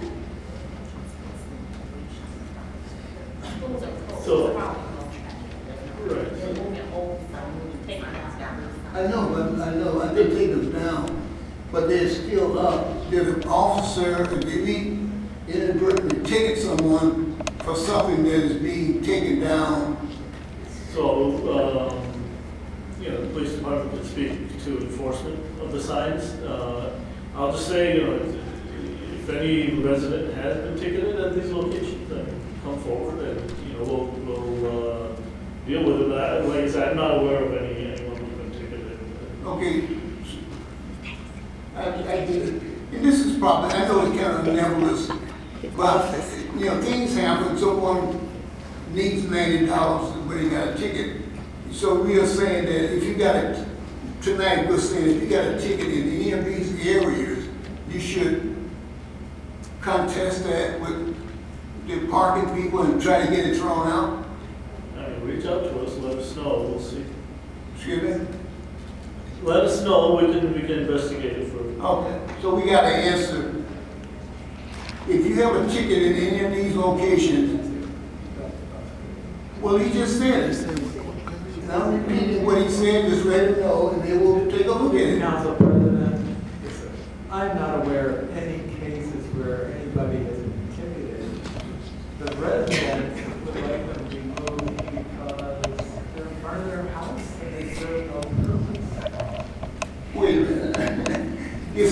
We have these things up, and if you got a ticket there, it's a ticket, it's allowed. But they have to be enforced, and like I said, the signs are up, but they have to be enforced. And I'm not aware that there has been any enforcement.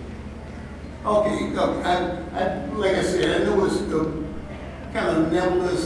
This is probably my heart of hearts kind of thing. I said, I hate for Mrs. Jones to get a ticket for that location that is being removed. But, again, now I'm going to repeat your words. You said if somebody got a ticket, just contact me. So we'll take it from there. And excuse me for dealing with this minor issue, but I'm thinking about Mr. and Mrs. Jones, they got a ticket, and I'm assuming tickets are high. And, those tickets could go to buy gas or a bottle of milk or something. So, okay, well, it was just a general question, so you gave me an answer. Any other questions on item agenda? Are there any other items that need to be pulled from the consent agenda for any additional clarity? Yes, sir. I'd like to move that we approve consent agenda item A, authorization to purchase first new software subscription. Item B, authorization to install a mural on the south wall of the municipal building. Item C, the acceptance of the art donation paper airplanes sculpture. Item D, acceptance of award for Oakland County Transit access to transit grant for the 9-mile mid-block safety crossing. Item E, contract to lease the Laughing Elephant sculpture. Item F, Oakland Community College streetscapes easements. Item G, Oakland Community College signage and utility easements. Item H, receipt of the ACS rules. Item I, receipt of bids for the irrigation services. Item J, to rescind the no parking traffic control orders at former schools. Item K, authorization to purchase data domain expansion licenses for technology services. And item L, authorization to purchase election management software. It's been moved by Councilman Vanderbilt, supported by Council President Coulter. Any additional discussion? Hearing none, all in favor? Aye. Any opposed? Motion carried. We have one item to be discussed, capital improvement plan.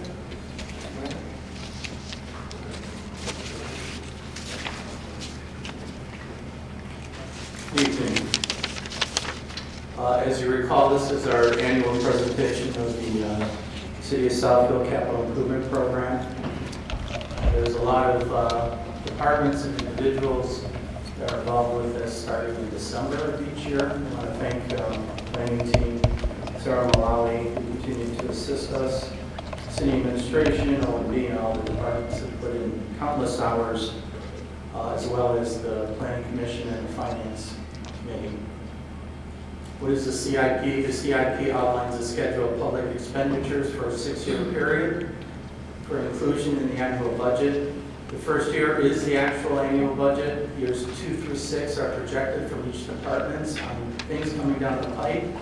It doesn't address all capital expenditures, but typically physical improvements that are permanent in nature or substantial purchases of equipment over $5,000. The CIP is beneficial to the community because it provides a systematic evaluation of all potential projects, coordination between departments, and a uniform plan for financing.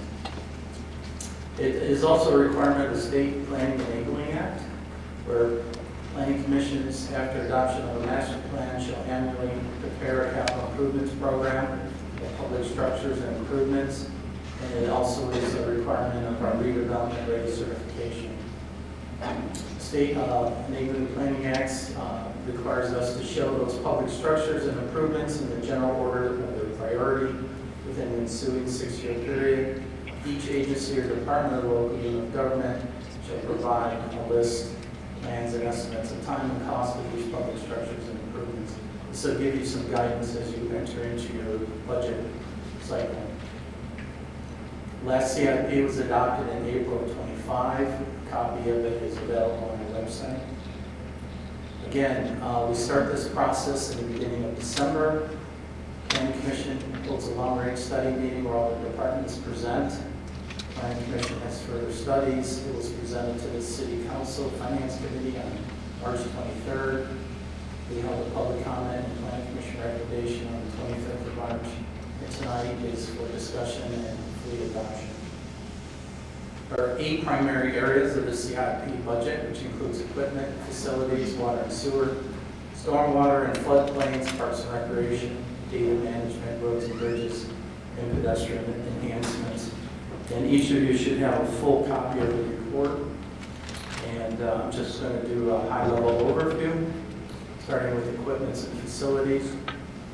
Southfield Public Library is installing energy-efficient chiller, paving and redesign of all outdoor areas, updating their boilers and hot water heater, completing their mobile lab project, and expanding technology in the library. They also took some critical steps on the comprehensive building condition assessment, space programming assessment, and phasing of major improvements that help guide their CIP over the next 6 years. This is just some of the examples and anticipated costs of about $6.1 million. Southfield Police Department, as you know, have been here long enough.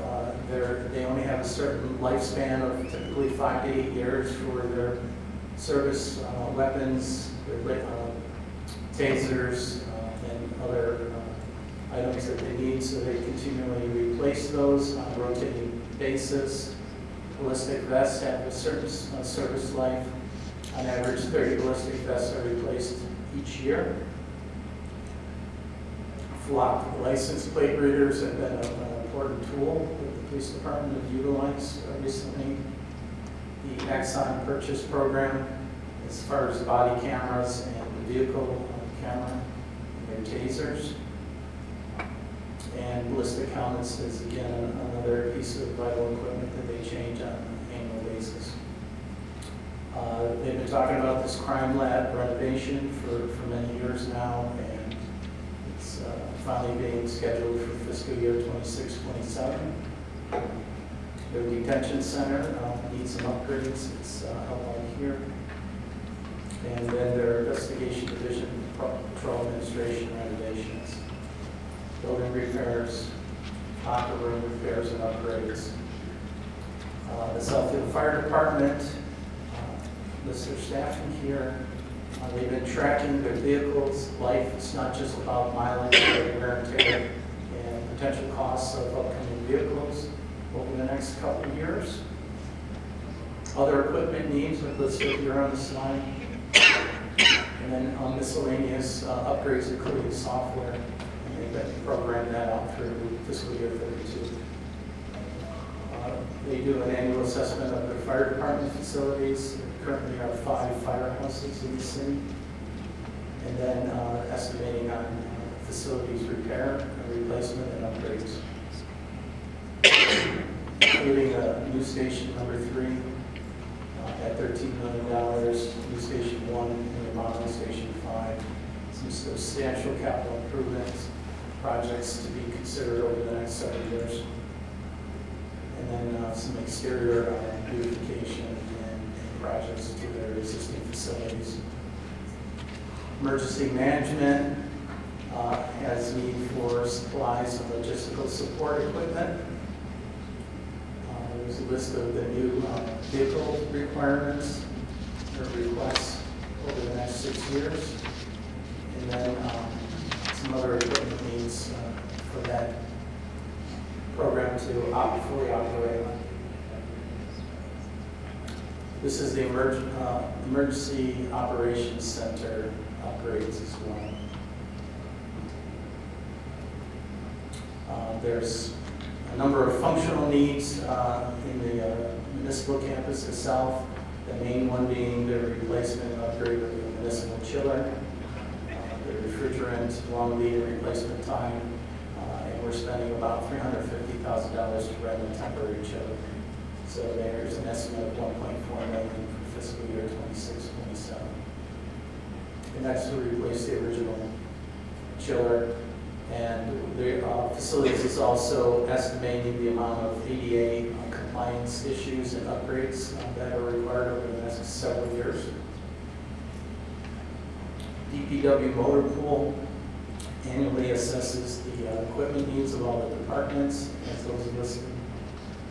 Water, sewer, roads, and bridges.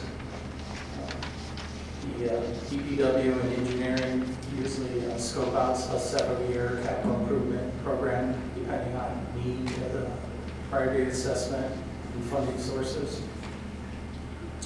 This is the next 5-year construction period for roads. We try to coordinate that with any water sewer upgrades. Stormwater and floodplains, as we know, continue to be a challenge for municipalities. There's non-traditional ways to treat stormwater, greater focus with requirements from EGLE, and important to coordinate with other departments on stormwater best practice, management practices. And then these are some of the projects that have been scheduled and funded.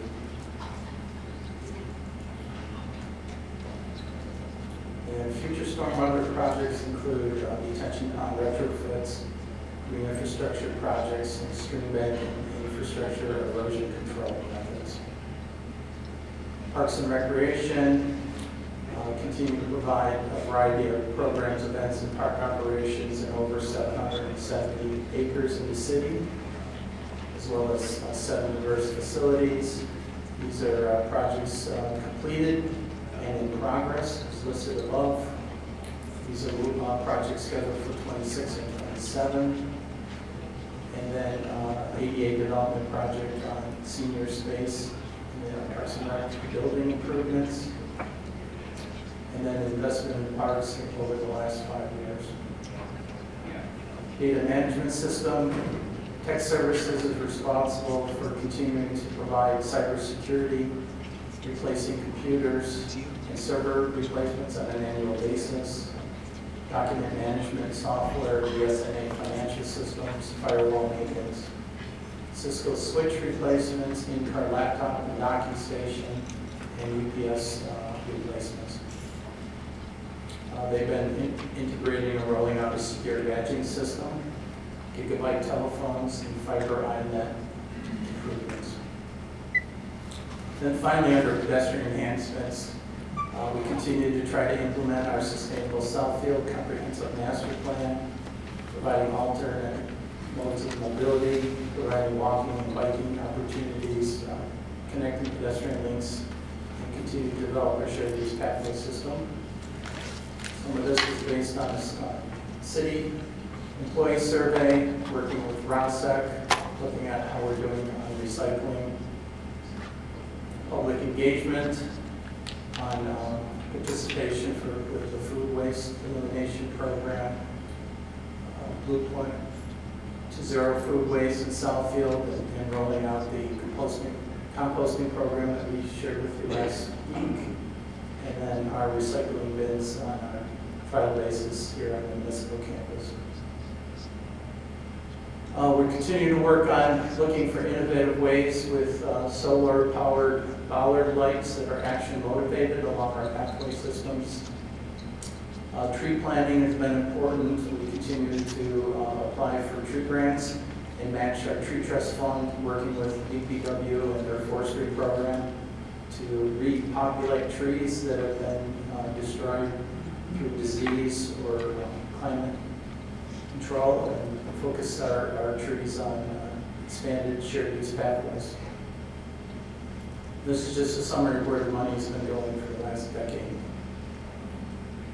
And then we continue to work with our partners with the Southfield Public Arts, Friends of the Southfield Public Arts, the DIA program and others, the City Center to help fund and improve placemaking along our strategic corridors, expanding our trail system to connect with our regional trail network, working with the 9-line corridor, which will eventually link 30 linear miles from Hazel Park to South Line. Southfield is leading in that development.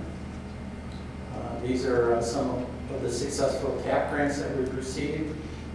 That will be starting construction this year and next year. And then some of the placemaking elements, respite stations, bike repair, dog treat stations, and mile markers. And then tonight, Oakland County Transit presented us with a check for $420,000. As I stated last week, we also received a grant from the Regional Transit Authority for all the engineering costs to help implement this safety measures at the hospital. And this is based on not just feel-good stuff, but actual baseline community assessment. For every dollar that the city spends on trails, there's a cost-benefit ratio of 7.39. And then we continue to look and work with our partners at Oakland County on developing the Ruby River corridor, wayfinding, 9-line signage that you recently approved. And then you also approved tonight the easements that allow us to do some partnerships with Oakland Community College. We continue to develop our gateway and entrance sign program, develop our wayfinding, pedestrian amenities, signage, and then streetscape elements.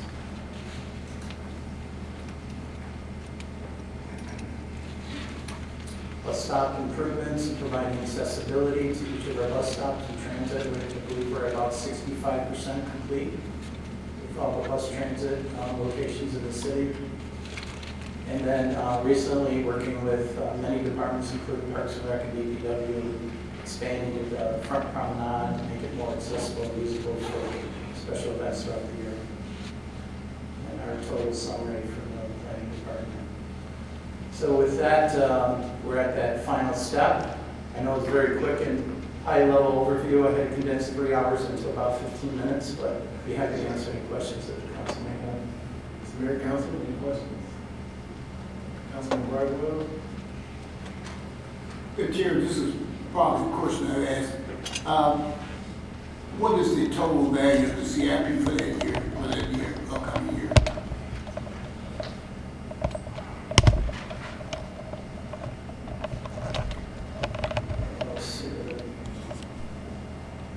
$267 million over 6 years. That's the actual budget with the wish list of all the departments. So that's a 6-year total capital improvement program, which is pretty much in line with what's been done in the past. If you look at just fiscal year 26-27, it's $75 million. No, and like I said, and I was impressed when you came up with CIP several years ago, and I mentioned to you that I used to sit through the capital expenditure, which was $5 billion for my former employer. Every year they spent $5 billion. And so it was exciting to see how that was going. And this is a compliment. I compliment you for it because it gives us the way forward and what we're doing, and the citizens also can see what we're doing to maintain the capital items, and that's within the city. So it's, to me, I'm kind of a numbers guy, and I just love, seeing how expenditure money is being sent in the future. Thank you. So if I could, if you look back a couple years ago, fire department anticipated they needed a new ladder truck. I think we just took delivery of it. It was $1.2 million. This just allows the council, as they're looking at the budget, to look at all the needs that are coming up. And not everything in the capital improvement project will get funded, but if it's not in the CIP, the budget wouldn't be approved. And administration, working with OMB, ensures that all departments who ask for something in our annual budget is at least reflected in the capital improvement plan. And you as council, as you're looking at this year's fiscal budget, this is try to forecast what's coming down the pipe in the next couple of years in case you have to make some budgeting decisions on how we're going to fund that next purchase of that big piece of equipment or big aquatic center or major renovations to the municipal campus, that you're looking at all the needs and requests of all the departments at the time that they're looking at the actual budget. Thank you, sir. Councilwoman Hayes? Yes, Mr. Plant, can you just explain for the residents some of the things that you have done as a result of that, what you'll be doing in the future, as far as speaking, in terms of planning? Well, I mean, we continue, I believe the last couple of years, we've received several $1 million in the shared pathway that we've been dedicated to Nine Line. So our goal is to connect Greenfield to Inkster with a non-motorized pathway, the entire 6 miles. And as we work with our partners, that Greenway will connect to the Joe Louis Greenway via Livernois, and it'll connect to all the other regional networks through the I-275 trail. So somebody in Southfield could get on their bike within a half a mile to a mile and get on one of our network systems and then be able to connect to the regional system. Some of that money that we received in the last couple of years have gone specifically for making ADA improvements at our bus stops, providing additional respite stations so people have alternative ways of getting to work, to healthcare, to recreation, or to municipal campus. We've received funding for public art. So all of these projects, part of why we were so successful with the Regional Transit Authority is that we have a history, a dedicated history of making improvements over a long time.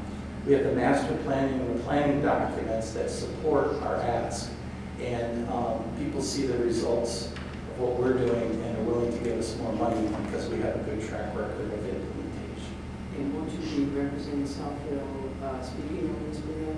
Well, this weekend, as I've mentioned before, we're actually hosting 2 mobile workshops at the National Planning Conference that's in Detroit. We have 5,000 planners coming in from all over the state and the world. And we've been recognized as a leader in redevelopment and our trails in placemaking. So I'm very proud to be hosting those events on behalf of the entire Southfield team and exposing the rest of the world to all the great work that we're doing. That's all I wanted to hear. Okay, thank you. Councilman, any other questions? Yes, ma'am. Move that we approve the capital improvement, adopt the capital improvement program 5-year for fiscal year 2026, 27 through 30-31 with any stipulations. Support.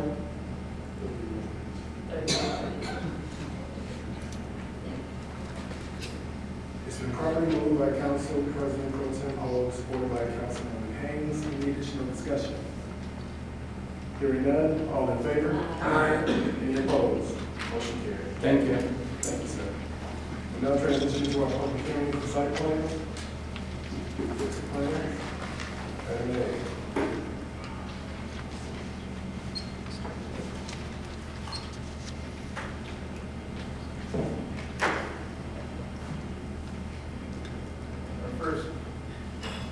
Our first public hearing is PC ZR 26-0001, conditional rezoning, and PSLU 26-002, special use. I'll present them together, but we'll have to have two separate public hearings. Petitioner is American Center LLC. Property is located at 2777 Franklin Road. Existing zoning is regional center. Proposed zoning is I-1 industrial as a conditional zone to rezone 4.87 acres in the southwest corner of the 2777 Franklin property in order to operate a private landscape contractor yard. This is the zoning and future land use. This following special land use shall be allowed. With the conditional rezoning, the Zoning Enabling Act allows the applicant to voluntarily offer conditions on the requested rezoning. They've eliminated all of the uses in the I-1 industrial district with the exception of contractor offices with or without an ancillary showroom and storage use, including landscape contractors' office and yards. Use of the land shall be limited to outdoor landscape storage facilities, accessory to landscape contracting. The facility may store landscape materials, equipment, trailers, behind screening. No manufacturing, material processing activities shall occur on the site. Retail sales to the general public shall not occur, so this is not open to the public. Outdoor storage shall remain within designated areas. In addition to the proposed conditional use, would allow for general office space, accessory buildings for any permitted use. All outdoor storage shall be screened. Bulk material shall not be stacked higher than 1 foot below the top of the screening. Junk, waste, debris, and operable or unlicensed equipment shall not be stored on site. All existing landscaping at site shall remain or be replaced in kind. Site lighting shall comply with ordinance standards. Access shall be permitted only at driveway locations shown on the site plan, and the project shall use existing stormwater system. Operations shall comply with all city performance standards, maintenance compliance of the site, and the location shall have at least 100-foot frontage on a public road. So the existing site is currently vacant. It was previously used as a glamping site showroom for a few years as a temporary use. These are examples of what you would see from Center Drive. Existing conditions, so the screening fencing was installed when the glamping use is there, and we also have some decorative gates that control access to the site. This is looking at the site from Franklin parking lot, and then some existing overall site plan issues. The layout will include one maintenance building for repair and operations of their limited vehicles on the site. And this is what conceptually what that building would look like. Although we require durable material around 3 feet or the windowsill of the building required. Landscape plan features, they're proposing additional deciduous and evergreen trees to help with the screening. And with that, I'd like to call the petitioner up to make some few comments prior to the public hearing.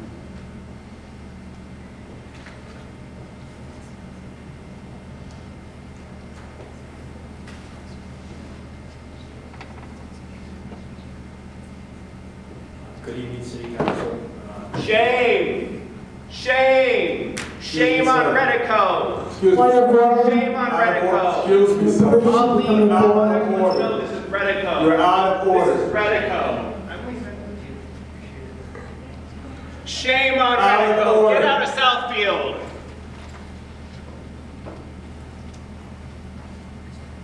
Please continue. Well, as I was saying, thank you all for being here for tonight, for your attention and your time. We do appreciate it. My name is Chris Habonian. I'm a Vice President in Redico, and I'm happy to be here to talk to you about our proposed conditional rezoning, special land use, and site plan for continuum services to relocate to the American Center here in Southfield. We don't want Redico in Southfield. I appreciate your Please, business. Please remove the platform that lights, gentleman. and we don't want them in our Thank city. you. I'll leave, but I want you to Thank know you. that we're watching you. We know that you're here and you're being disrespectful more than I am now. You care more about me disrupting this meeting than you do about fascism. I'll continue on May. Thank you again. I know I've been in front of everyone here a few times, so I'm not going to belabor all the details. We have it on the slides, but I give some time. But just to refresh everyone, Redico is a national real estate developer, investor, and owner. We were founded right here in 1967 in Southfield, and we've been here ever since. While we are a national presence company, we have properties all over Michigan, in Maine, in Florida, Tennessee, as far as Hawaii. We are a locally committed company. Okay, excuse me.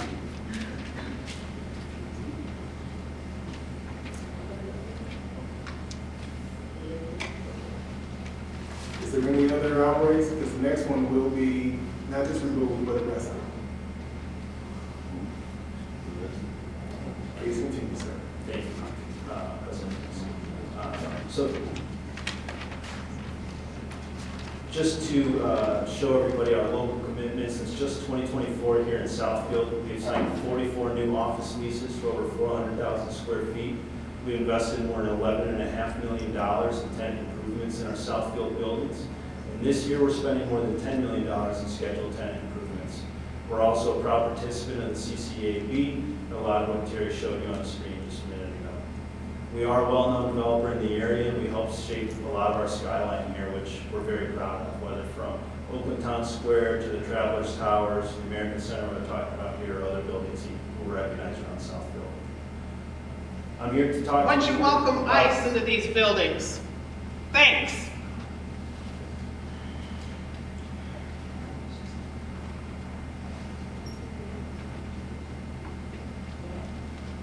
Please continue.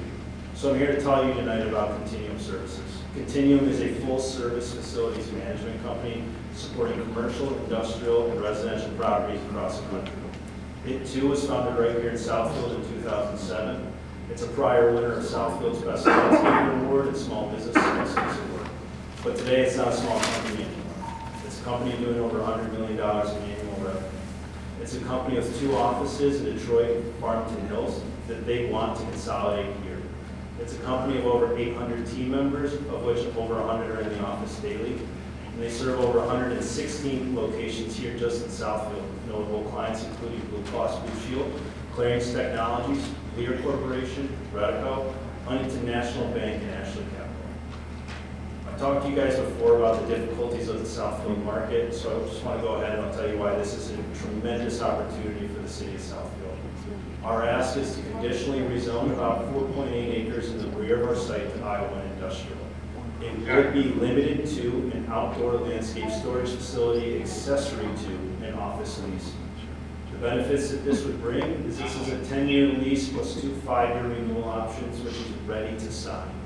Southfield would become the home base for more than 800 team members. As I said, 100 of which would be in the office each day, and around another 75 would be parking there. That would be phenomenal for the community. There's great for the El Georges. There's great for the Starbucks on Telegraph and 11.5 mile. They need more people. This would be over $1 million project investment into the building's most difficult and long vacant areas. As mentioned, the outdoor storage site was previously used by Sun Communities to construct and store glamping structures. Notably, this also fills over 32,000 square feet of long-term vacant office space in the building's annex. I'll show you in a minute, but the annex is kind of to the side of the building, and it feeds right into the outdoor storage area and just fits handy for us. We're not asking for any public money, any tax exemptions, and no variances. It's notable that this property is located within Southfield's Tropical Smart Zone, which is promoting entrepreneurial business activities such as this company. This is the perfect location for Continuum to service customers because, as the tagline goes, this really is the center of it all, and it makes all the sense in the world for Continuum. We also think it's very worth noting that the conditional rezoning protects our neighbors because if we breach those conditions, then the zoning can be reverted back to regional center. So as context, I showed you guys before, but this is just context of the broader site. Our site is highlighted in yellow. The red arrows are our traffic flows. The highlights in orange are the city's DPW site, the Oakland County Road Commission site, and the U.S. Army Reserve site. Those are all permitted in our regional center. Zoning is industrial is allowed in our zoning. It's just only for government facilities. So what we're proposing, we do not think is incompatible or out of character with what was already in our area. For project details, as mentioned, the site is already enclosed by a 6-foot-high solid metal fence along with trees. As noted, we're proposing to add 21 more of those. All materials will be at least 1 foot below the fencing, which is also in compliance with code. We would be storing about 15 to 20 trucks and trailers that I'll show you in a moment, all of which are within 3 years old. Landscaping materials, which are really on a seasonal basis, such as plants, mulch, salt, and then ancillary equipment. We would construct a building that would be a max of 30 foot high for shop work. We would limit the hours of operation to 6 a.m. to 6 p.m., Monday to Saturday. We have required that the storage site be used as an accessory to the office lease. So this is not a site that can be used on its own without being an office user. I mentioned the amount of workers that would be in the building, that we're not requesting any variances, and it's notable that this is a low-impact commercial reuse leveraging existing infrastructure, which really is sustainable redevelopment. As I mentioned, this is a glimpse of continuum to operations right now. These are our vans, these are the trucks. They're really kind of F-250s, your typical landscape maintenance trailer. It's enclosed, it has professional wrap on it. This is a picture of the fence in the bottom of the building. And this is a timeline today. We started this process here in November 26th. We met with the Planning Commission. We submitted our site plan back in January. We've been working with the planning staff to update that and incorporate comments. We presented to the Planning Commission in early February. We postponed that so that we could discuss the project further with our neighbors and our tenants. We came back, presented to the Planning Commission. We received a unanimous favorable recommendation, and then I was here last week presenting at the City Council working session. Any questions? Through the chair, I think it would be appropriate to open the public hearing first, and then if there's any questions, we can answer that afterwards. Okay, we will now open the public hearing for PZR 26-001. The request to conditionally rezone 4.87 acres in the southeastern corner of 27777 Franklin Road. You can put back up there showing the rough. state your name and your address for the record. PG, P.O. Box 155, since this is a public hearing and you have to do that. P.O. Box 155, Southfield, Michigan 48037-0155.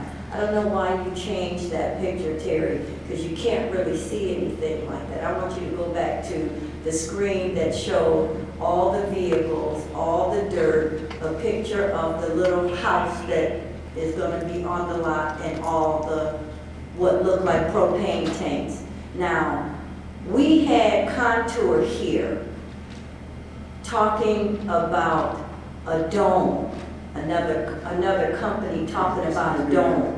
And members of this council, I'm gonna get to it. Don't tell me how to arrive at my point. Excuse me, ma'am. Don't tell me to arrive at my point. I know that, and I'm a member of the public. And the citizens are at the top of the organizational chart. If you wanna just continue to take my time, we could do this, we could volley. No, you run out of time, you don't take this lead. So you want to keep taking up my time? As I was saying, you were concerned about a mid-century modern look for a dome. Are you concerned about a mid-century modern for this? The trucks need to be covered up, right? Mid-century modern, propane-looking tanks, mid-century modern, the dirt, mid-century modern. And if people are going to be living there, do they want to look at that? I'm all for developing property in Southfield that's been vacant for a while, but remember what Robert Gibbs said. Just because something is zoned for it. You do not have to approve it if it doesn't match the rest of the character in the neighborhood. Now, I want to hear something about mid-century modern. I want that talk to be there. And I'm going to say to Redico, if there's nothing to hide, people want to have a town hall. You got to give the people what they want. And if you give them what they want and answer the questions, this can be over and done with. But when you don't want to do that, it always is a perception that there's something else or something to hide. And I'm going to give you the rest of my time, Councilman Hicks, because you kind of, I don't know if you like obsessed with this whole kind of verbal thing with me, but you really need to stop it. It's a maturity. It's a maturity. Stop it. Thank you very much. Is there anyone else who would like to have a comment at this time? Please come to the podium. Please state your name and your address for the record. Thank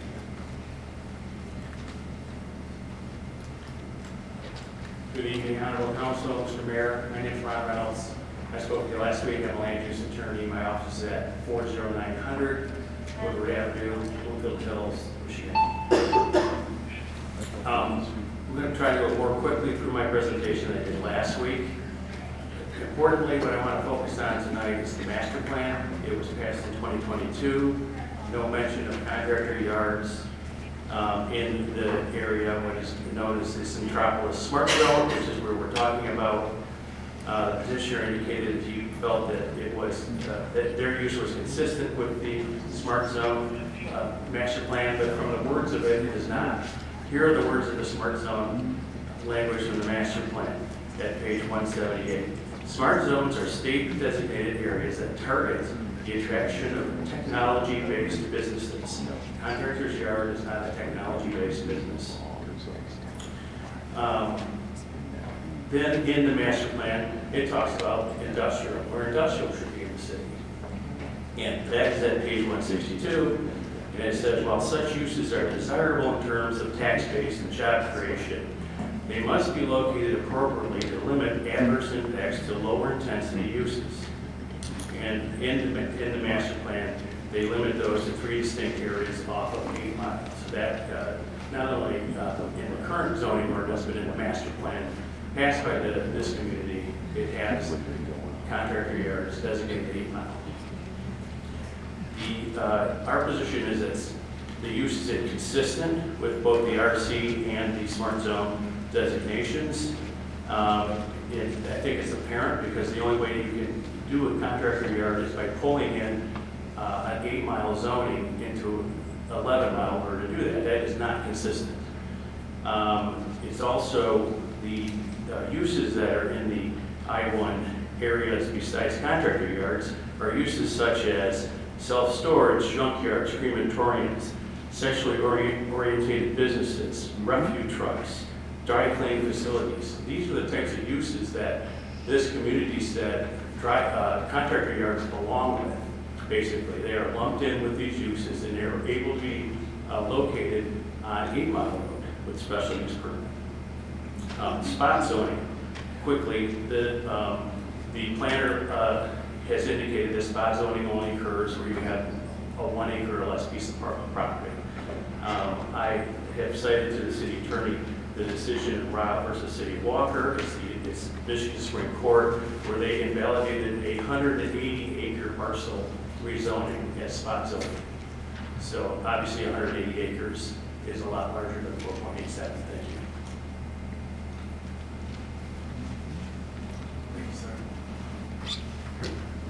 Please state your name and address for the record, please. Reverend Danielle Bolton, 28097 Stewart, Southfield. I am a Southfield resident. I come before council today because Redico has some unanswered questions that the residents of Southfield need answers to. I would encourage our council members to take that into consideration before we approve any new developments with Redico. They cannot be trusted. How do we know that at any point in time, some of that office space will not go to the very thing that we're saying we no longer want in our communities?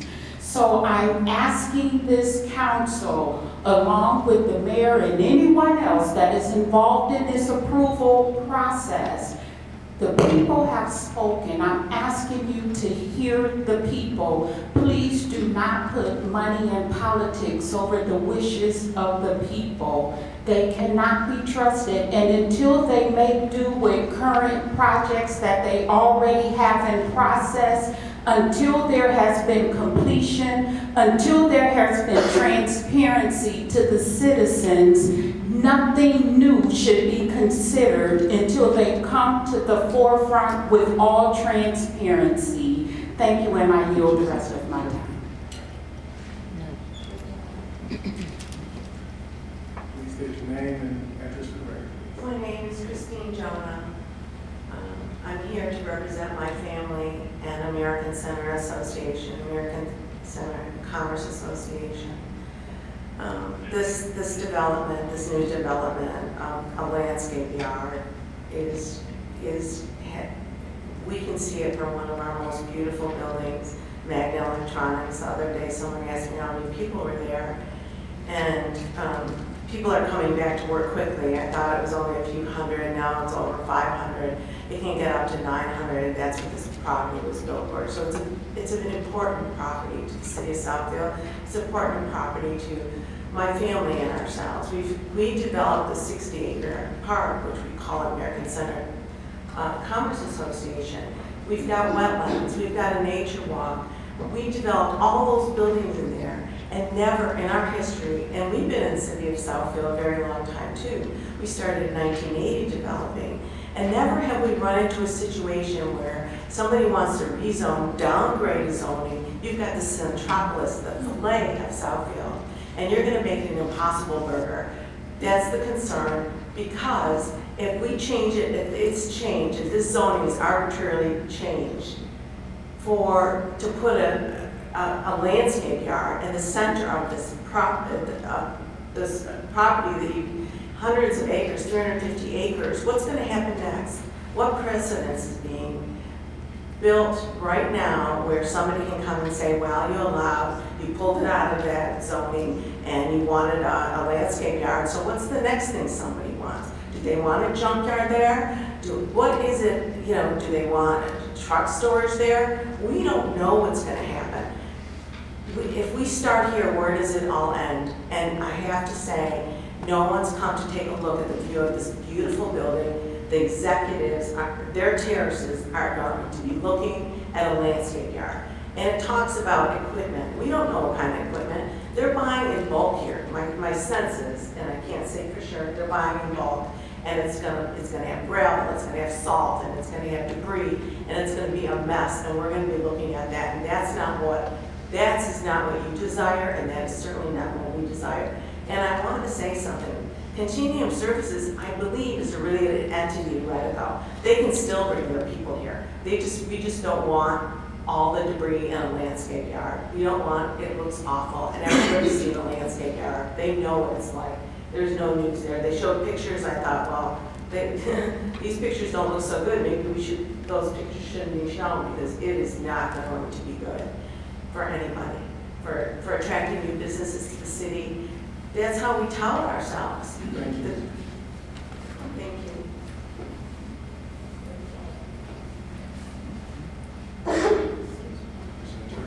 Please state your name and address for the record.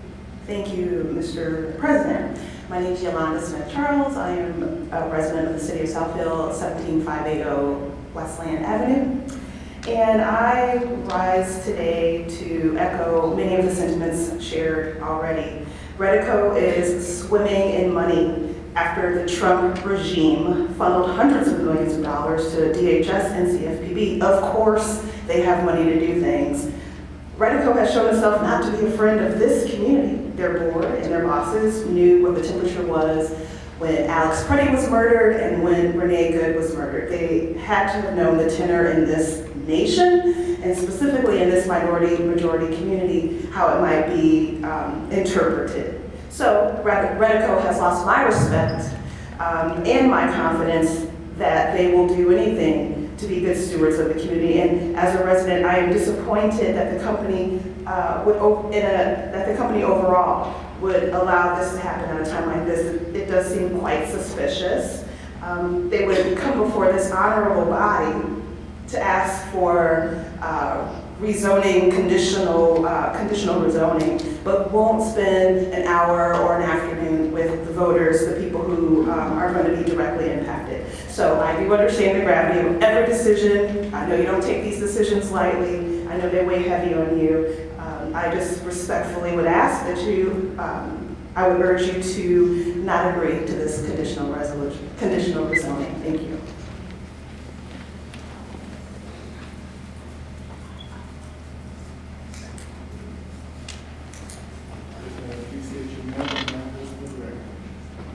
Betty Robinson, 21889 Glenmore, Southfield, Michigan. I'd just like to encourage the board members, since you're elected officials, you should have a neighborhood block club meeting explaining all this stuff that's been presented to you, because you only have a few people here who are listening, and some don't understand what these people are talking about. But I attended a neighborhood block club meeting the other night, and there was so much questions, so many answers about limit that building there. And nobody can answer it. So these are taxpayers, and I think if council members would attend some of these meetings and explain to the citizens what's going on and how the dollars are being spent, that will be a great help. And especially this particular issue you have here with the SIM card issue and this Redico, they know nothing about this. Bring it to the people, because when your term expires, you're going to be asking these same people to vote for you again. And that's the problem. You need to get out and walk the walk and talk the talk to these homeowners. Because we elected you, but we don't see you in our neighborhoods at all. Any other comments? Please state your name and address for the record.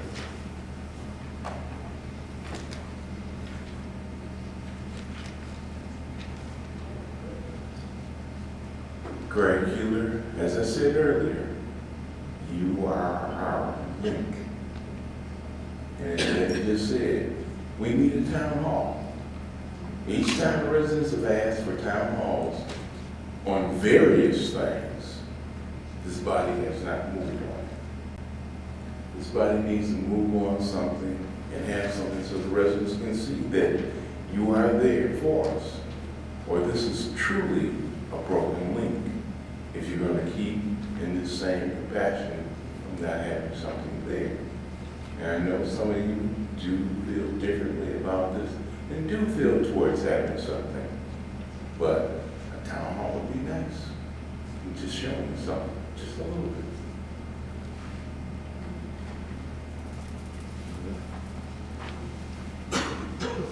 Comment? Please state your name and address for the record. Elliot Carter, once again, 21631 West 9 Mile. I did not plan on coming up here a second time, so bear with me. But I did want to take this opportunity to remind the City Council that the power that we have given you comes from our votes, and using it to defend, and in this case, to further enrich the millionaires who have invited ICE into our community is not what we gave you that power to do. Our asks are clear, they're reasonable, they are in line with the resolution that you all put out in February. Publicly request a forum with Redico. Make good on your promises and make sure to remember as we speak that other elected officials in Oakland County are facing a recall petition so overwhelming that it crashed the petition site and had to be sent out again. Thank you for your time. Any other comment?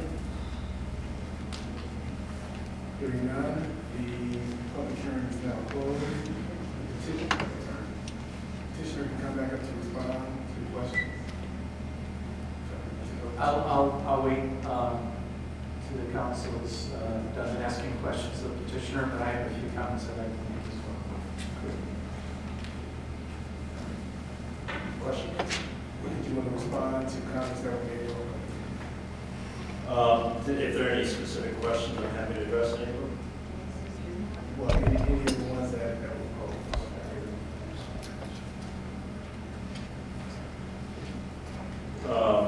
We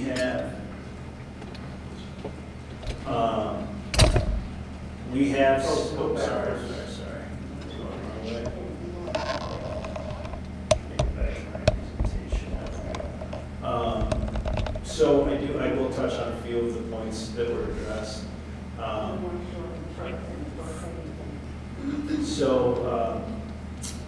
Prior comments, we've been through a number of these, but one of the comments that came up is the mitigation of views.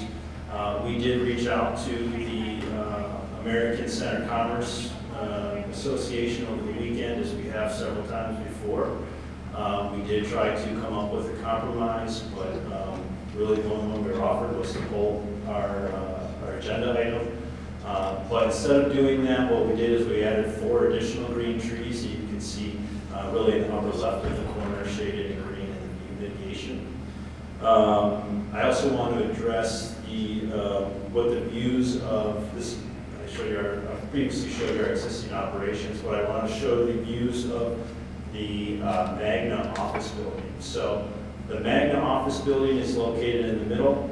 As you'll see, it's approximately 1,100 feet to our site. You'll see the American Center Tower is approximately 640 feet. Barton Mallow is 622 feet. And the Magna building is 570 feet from the U.S. Army Reserve Site, which is about 40 plus acres. Barton Mallow, the Condo Association's insistence originally submitted an opposition letter. After we sat down with them and we showed them our site plan in details, they formally withdrew it. So this is the overhead view. This is a picture of the second floor from the Magna building. You'll see our proposed storage site way in the back. I have not changed this picture at all. This is a normal view. This is the view from the second floor. It's a 4-story building. This is as bad as it gets. This is our 4th floor view of the site. Again, we have, right now, the trees don't have the foliage, but in just a couple of weeks, those trees will be full of foliage and really blocking all the view. I think it's also, and then this is the view of the U.S. Army storage site. And they built this building in 2019 looking right at this. So, we do think that what we're proposing is compatible with the area, and we don't think it's detrimental. In fact, what is good for the Magna building is good for our building. We want Magna to be here.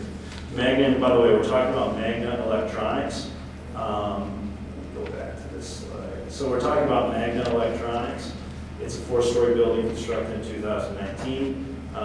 Any insinuation that they're going to leave because of this, according to CoStar, they have almost 8.5 years of lease term remaining. And I find it noteworthy that on CoStar, their building is listed as 50% industrial and 50% office. We have addressed the spot zoning issue. We hired Alan Green, who is somebody we often use in land use across the state. He's a co-author of the treatise, Michigan Zoning, Planning, and Land Use, so he really is the guy who wrote the book. And we've submitted, we've addressed all the legal issues to the city attorney directly. As I noted, today we're proposing to plant an additional 4 trees in key locations to further mitigate their view.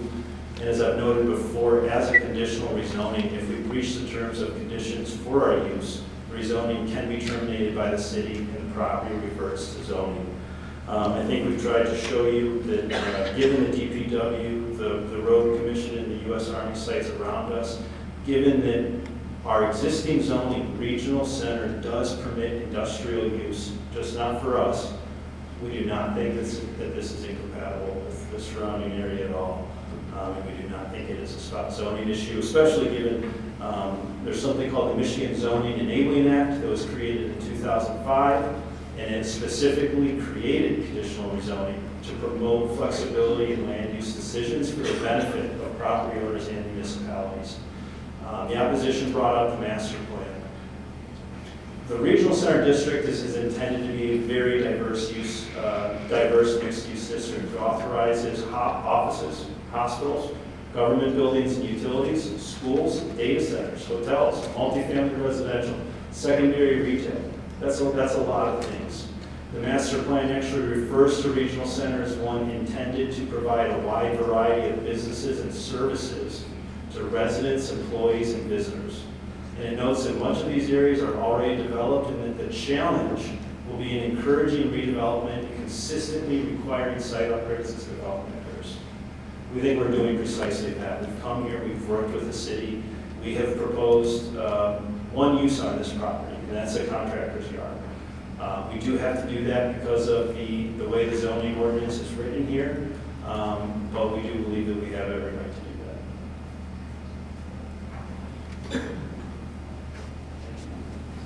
Any questions? Well, Mr. Planner, Yes. Could I make a few statements? Yes, we have to answer. We can try to answer this together. So I did a little deeper dive on our master plan documents since our last meeting. The Southfield Centropolis Action Plan was adopted in November 2017, and that covers the area of the smart zone.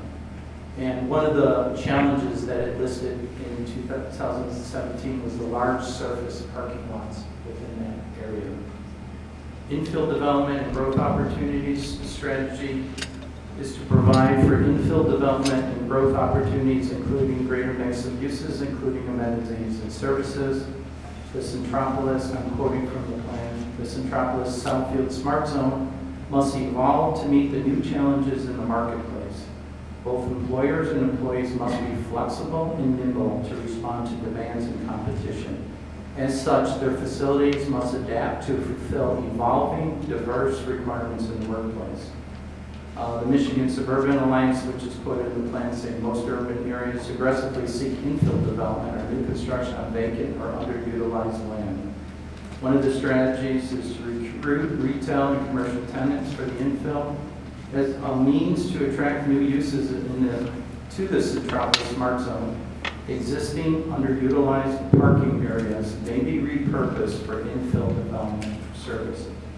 The focus of this infill strategy should be to repurpose the underutilized area in large parking lots between the American Center and other properties. So the Southfield Centropolis specifically addresses this situation. And then I reviewed our master plan, chapter 10, implementation under economic development goals, is to retain, expand, and attract businesses, to support a more diverse economy and tax base, to cultivate external business relationships, connect to the regional economy.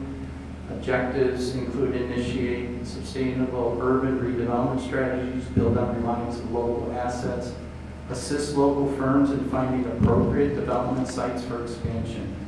Under the existing and future land use goals, provide an appropriate amount of mixed-use commercial, create a diversified and balanced mix of land uses, regularly evaluate economic and market trends that will establish land use policies and alternatives to be considered, identify economic sectors that have potential to contribute to the type of economic development being sought, identify the market prospects facing various real estate development and investment projects, particularly in locations that might be targeted for growth and change.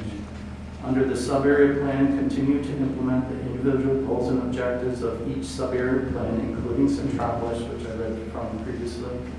Promote development strategies for rehabilitation or repurposing existing structures. And then provide flexibility in the zoning. Identify the market opportunities to site the infill. I say all that to say that this particular project, because it's a conditional zoning, It's not a straight rezoning to industrial district. If it was, I wouldn't be supportive of it. That the master plan and the Centropolis action plan requires us to be flexible and look at opportunities for redevelopment. With regard to spot zoning, and I've said this before, so in general, a spot zone is a zoning amendment creating a small zone of inconsistent use within a larger zone. It singles out a spot of use that's inconsistent. But for the past 15 years, as one threshold, we have used 1 acre, either less or greater to determine if something is a spot zone. The proposed conditional zoning site measures 4.87 acres. I've cited several references from the master plan that supports the conditional rezoning. The option of the conditional rezoning adopted in 2005 as part of the Zoning Enabling Act was created for this specific instance. By eliminating all other I-1 industrial uses, it eliminates potential negative consequences if this was a straight rezone. The proposed private contractor office with or without ancillary showroom and storage use, including landscape contractor office and yards, is not open to the public and is a supportive service the office uses permitted in the RC district. So for all those reasons, I don't think this is incompatible for your consideration. I think there's a lot of safeguards that have been built into the conditional rezoning, and I don't see this as being much different than janitorial service or other related services that go with office complexes. We have the screenings, we have our performance standards, we have our hours of operation, how to protect that it's not a negative adverse effect on adjacent properties. Thank you, sir. Madam Attorney, can you please share your opinion?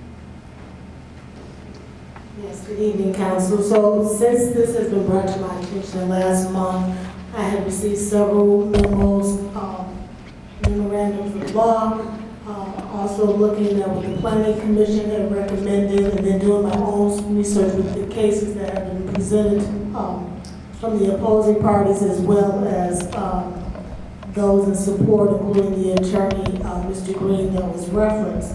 So based on that, I did not object to the Planning Commission's recommendation. This, as you can hear from the planner, this was not something done on a whim. It wasn't a random choice. I know there were some discussions about the spot zoning that keeps coming up. But then also prior to 2005, which was brought to my attention by both sides, is that we didn't have conditional rezoning. One of the things about conditional rezoning is the city cannot tell the petitioner what conditions they must have. It has to be the petitioner. So then the petitioner in this matter did eliminate pretty much everything that's allowed in the industrial district. And then it seems also that even though it's an exemption, there are similar uses in the area. So I take that into consideration and looking at what the initial recommendation was from the Planning Commission. The fact that there were several memos received that were in support, so it wasn't just, again, not an arbitrary and capricious meeting. It wasn't just on the whim. There was a lot of effort put into this, looking at some of the cases where they talk about, well, it was residential and then someone wants to come in and do agriculture. In those cases, there weren't any other compatible uses. This one, again, we have the military storage, and we also have our DPW. The other issue that you may hear is that, does it just benefit the petitioner? But we've heard that by these employees coming to the building that is connected to the storage yard, that they'll be going to the other local businesses, such as the Starbucks, such as the Coney Island. So looking at all of that, I think the main thing that I was looking at is it reasonable, the request. I have to, not listen to everything else, but was this a reasonable use? And based on everything that I've seen since this came before planning, this wasn't haphazard and it wasn't on a whim.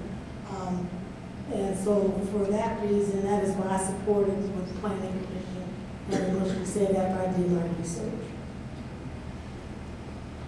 Thank you, Madam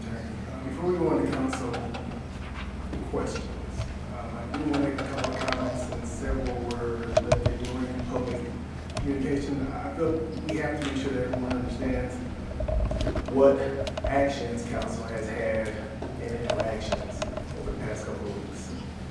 As we've heard concerns related to the ICE issue, I've had, as well as a few other council members, a meeting with Redico so that we can talk about some of the concerns that were lifted to us to understand their position and begin the communication and dialogue. Per that conversation, we then brought back, several things that we've asked them, and we've also heard from various community groups on what their concerns are, some including, we want answers to questions. So I asked some of those members to provide us with questions, supplied those to Redico. Redico said, we'll respond to those questions. I also asked them, are they open to continued communication and have discussions? They also supported that. Everything that I've stated thus far, I shared at a meeting last week with the neighborhood group. I understand, you all are passionate for your cause and you want answers, but I've submitted those questions to be answered. I think that's important that we talk to each other, not at each other. I would say that no one is being ignored.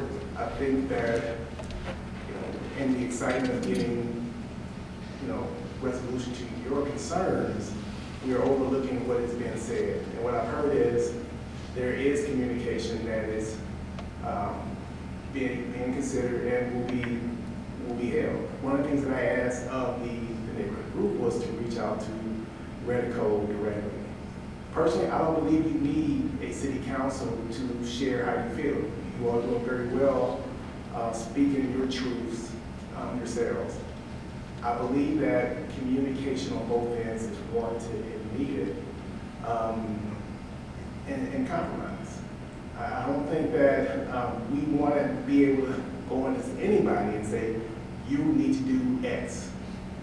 I think it has to have some compromise and figure out a plan to move forward. I just wanted to make sure that I've shared to the public what I've also shared to the neighborhood group, also what I shared to Redico, and what the position of council is. Council, did you have any questions on this item? Can I just add to that? Yes, sir. Council President. I did contact Redico, I talked to them last week about communicating with the citizens.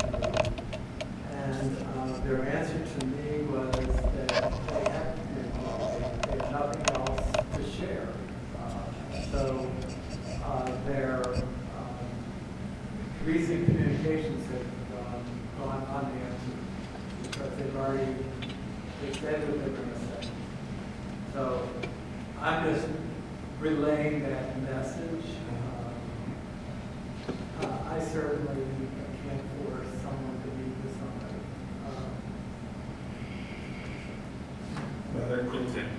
Thank you, Mr. President.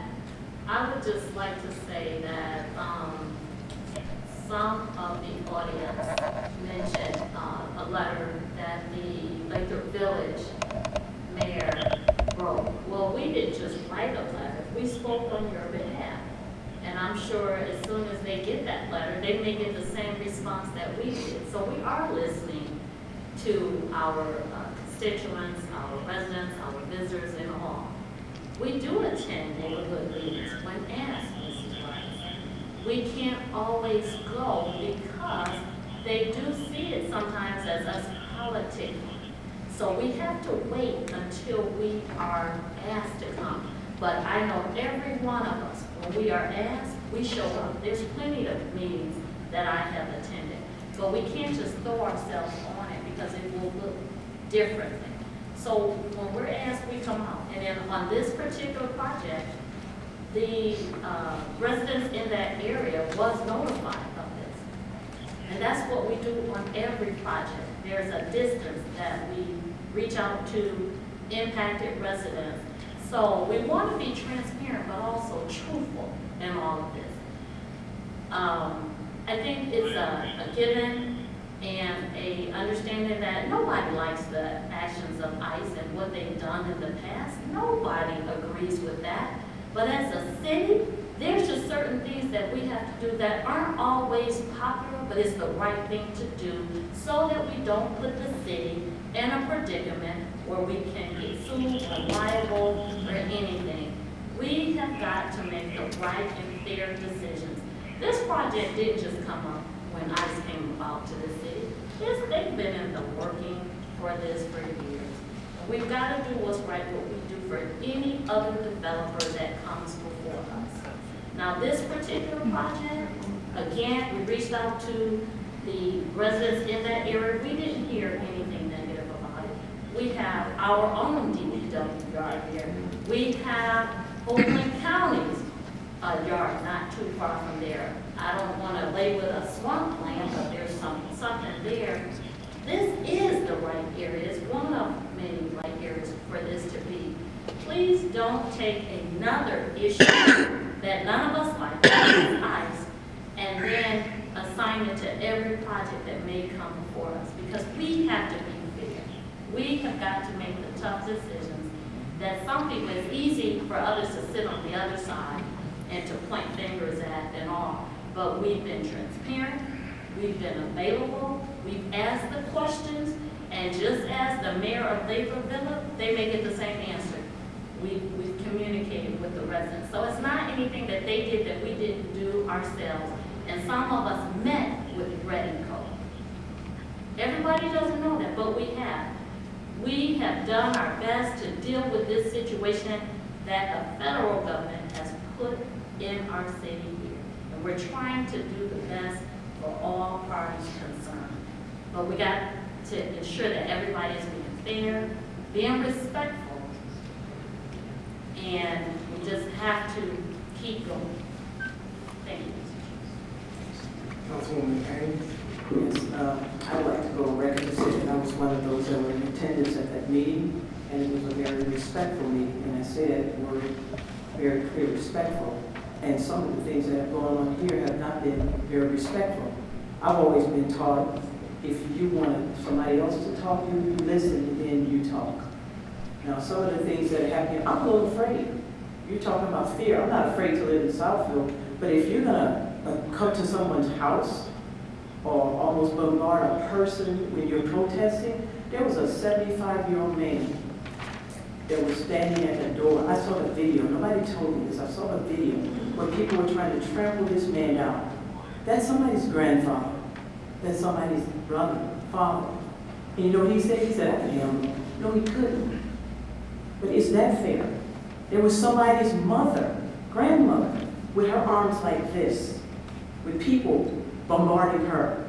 At what point do you call that madness instead of protest? You know, that, if you're a resident or you're not a resident, you just don't do those type of things. We shouldn't even have that here. You can speak your mind, you can speak your piece, but at some point you have to draw a line. You wouldn't want anybody doing that to you, so you shouldn't do that to anyone else.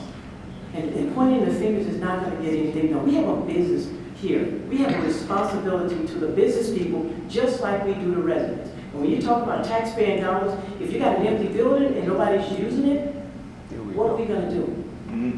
What are we going to do? You got some of the answers there, but you know you have to have all the stories sometimes. And don't come pointing the fingers at us, you're not doing this. We met with them. We talked with them. This man gave us a packet. And someone said, oh, he put a provision in there. Well, what if he didn't put the provision in there?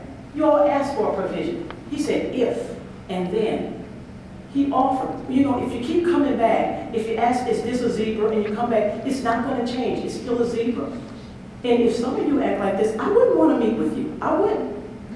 You know, because some people, you just aren't nice, and you just aren't respectful. And that can be scary. And with what's going on, you talk about ICE, some people are showing up at people's houses and doing things in the name of justice. No, it's not. There are two sides to every story. And sometimes you come up here and you all are not telling the whole story. And I've been quiet about this, and this is not about being elected. This is not about being paid. We're not paid for nobody here with this situation. We care about this city. All of us up here care about this city. We are doing our best. We are not perfect. But we don't expect you all to come here and disrespect us disrespect these business people like this with your loudness and all of this. You're scaring these people just like you scare me sometimes. I gotta wonder if I'm gonna walk out the door and somebody's gonna follow me like I've been followed before. That's not the way to do business. And if we're gonna have a community meeting, come to these meetings. Go online and see some of the information. And please invite us to your resident meeting and have organizational meetings or coffees where we can talk about this. Be civil. Be civil in all respect where we can get the answers and stop fighting us. You can come with us. I don't have a problem with you disagreeing with me or you're not liking me, but there's a respect matter that needs to continue to take place in here. And some of us cross the line, and some of you are regulars that do it. Just, I don't know if you have anything else to do, but it's up here.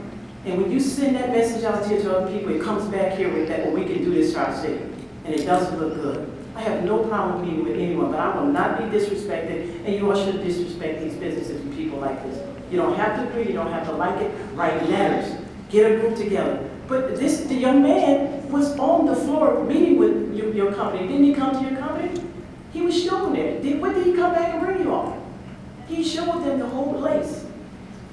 You know, I don't know if we ever talked about this, but I'm tired of not saying this. He was on the floor seeing everything. What more is there to see? We have to trust him. If they don't do right, he put the provision in there. What else is there to do? Thank you. A few weeks ago, Councilwoman Banks asked about the senior community group deal. Have you spoken with them? I know a letter went out, but have you spoken with them? Because her concern was, what would they see? What about the pollen that's going to fly? Because this is a landscape job. I'm not going to compare this to DPW. We need the Department of Public Works, and our military is our military. But I would like to know if you spoke with anyone from Brookdale and spoke to those seniors specifically about any concerns they may have about you moving into their with an industrial site. We did speak with the leadership of Brookdale. They had no problem at all. In fact, they thought it would be an upgrade to the view that they have right now. Thank you for that. Councilman Bradwell? Terry, I heard you use the term compare. I just want to straight in. What did the planning commission recommend? They unanimously recommend approval of the conditional. I'm sorry. They unanimously recommended approval of the conditional rezoning and the special land use. No. Can you please tell me why Barton changed their mind from a no to a yes? They completely misunderstood. The condo association had reached out to them and told them we were going to have a junkyard there and things like that. And we showed them, I personally sent them our site plan that you guys have today. We sat down and talked with them, and they were very glad to formally in writing withdraw their opposition. And how close are they to you all?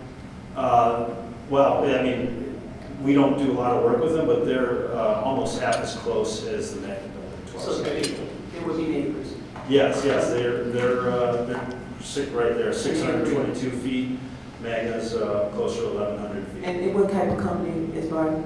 They're a construction company, general contractor. One of the top companies. Yes, they're very, very large, very, very successful, very proud, locally based company. And thank you. Councilman Banks?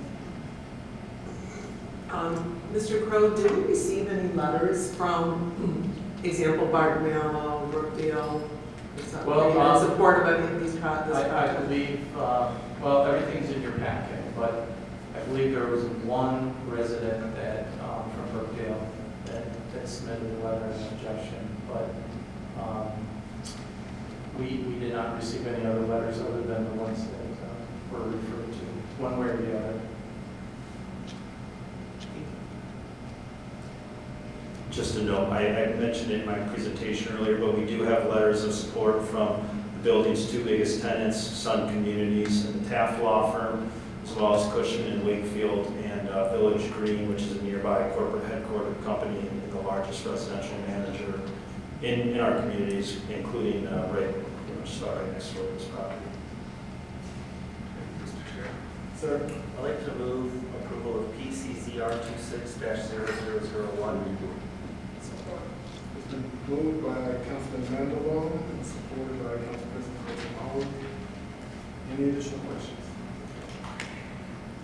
Hearing none, all in favor? Aye. Any opposed? Nay.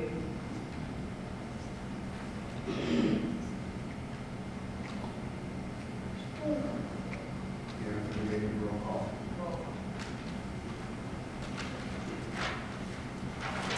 Roll call vote on this motion. Councilwoman Bates. No. Councilwoman Lane. No. Councilman Brightwell. Yes. Councilwoman Haynes. Yes. Councilwoman Hope. Yes. Councilman Mandelbaum. Yes. Council President Hicks. Yes. So the ayes have it, 5-2. Motion carried. Mr. Chair, I'd like to introduce ordinance number 1834. It's been properly moved by Councilman Mandeville, supported by Council President Pro Tem Howard to introduce ordinance number 1834. Any discussion? Hearing none, all in favor? Aye. Any opposed? Nay. Roll call vote.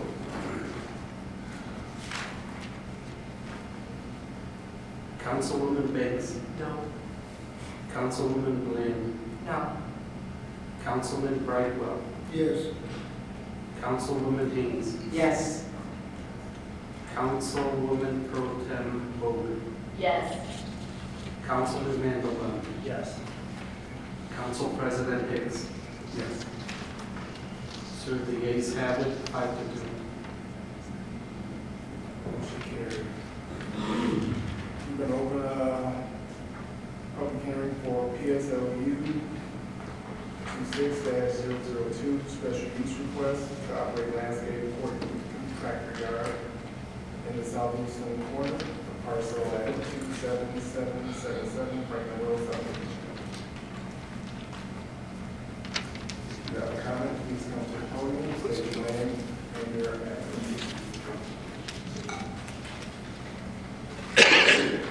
Honorable Council, Mr. Mayor, my name is Ron Reynolds, 40900 Woodward Avenue, Bloomfield Hills. This special land use request is more troubling because it is contrary to your ordinance. The request being made, the ordinance provision under I-1 indicates that the following special land uses only shall be allowed on properties with at least 100-foot wide frontage on West 8 Mile Road. And then it proceeds to say contractor offices with or without ancillary showroom, etc. So that's the only spot in your ordinance where you get a yard, and it has to be by special land use. And the language in the ordinance literally says it must have 100-foot frontage on 8 Mile, West 8 Mile. And the obvious reason for that is because the authors of this ordinance made a decision that these uses belong on 8 Mile.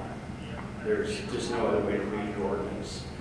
And I would also say that I'm not aware of any discretion that this body has to waive that requirement. And in fact, in the Whitman case, which I cited in my memorandum, the property owner there argued that the municipality did just that. The municipality decided that it would not follow express language in its ordinance. And the court said the municipality does not have the discretion to do that. They have to follow their ordinance. That's the purpose of the Michigan Zoning Enabling Act, is to empower communities to zone, but they have to zone within the rules, basically. So that is our argument there, Your Honor. I'm sorry, I'm used to talking to judges, obviously. And I did want to say that, ironically, I know Mr. Green, I know him fairly well. He's an excellent lawyer. I refer to the book, he's one of 4 authors of it. And in his book, he's got a chapter on spot zoning, which I also cited to those cases that he has in that section in my memorandum. So I just thought you'd be interested in that. And I would be very curious whether Mr. Green has cited any authority that allows this honorable body to not follow its own ordinance. Thank you. Please state your name, legal name, and... I didn't get the question answered about the mid-century modern. I was wondering if you had forgotten about that. Now I will say my name. PG, P.O. Box 155, Southfield, Michigan 48037-0155. There was so much talk about the master plan and mid-century modern. I'm going to ask this council, is there anything mid-century modern about this really big project? Now, I don't want you to answer it right now. Just want you to kind of let it sit there and marinate. And if it's not anything that's mid-century modern, why isn't there talk about it for this particular project? I agree with the attorney that was up here. It's just, Robert Gibbs said, you are not obligated to approve something if it doesn't match the character of the neighborhood or of that particular area. So what are you going to do by rubber stamping this? And then all of a sudden, the other more established companies decide to leave, and you've got more vacant property. Is this something that you can be proud of? I mean, I know a lot of you up there are new, and maybe you don't understand. You might want to reach out to Robert Gibbs. And you gotta be careful. I was at a Farmington Hills Council meeting, and the city attorney was talking about the Open Meetings Act. And what he said, he almost made me fall out the chair. It was so clear and concise. And he warned the council members that if you are sending email to each other, and 4 of you are deliberating or answering or tossing your opinion around, you could be legally violating the Open Meetings Act. So you might want to be careful. I thought it was a great presentation. I'm going to go to all the cities that I know is frequent and say something about that. Thank you very But much. I think that this particular council should not rubber stamp this. I'm not yielding my time. I have 13 seconds. And I just want to ask you the question again. What is mid-century modern about this particular project? Now my time is up. Thank you.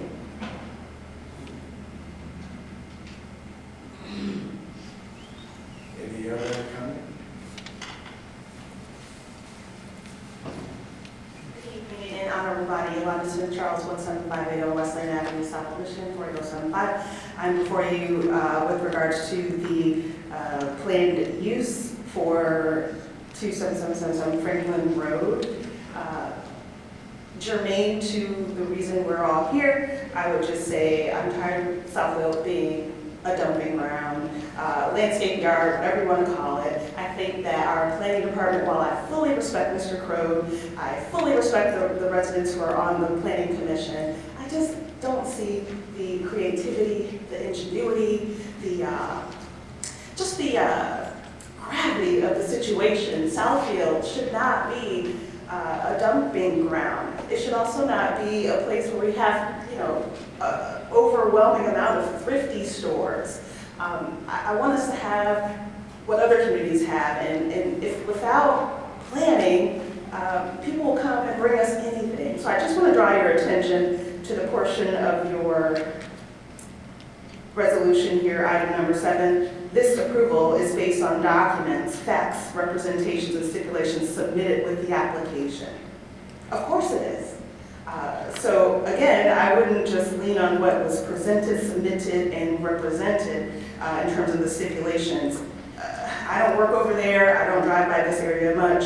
I think Oakland County has been a good steward of their DPW yard, but that doesn't mean it needs to be proliferated with mounds of dirt and industrial infrastructure. So again, I encourage you to do better as it relates to the vision of the community. With that, I yield. Thank you. Thank you, ma'am. Please.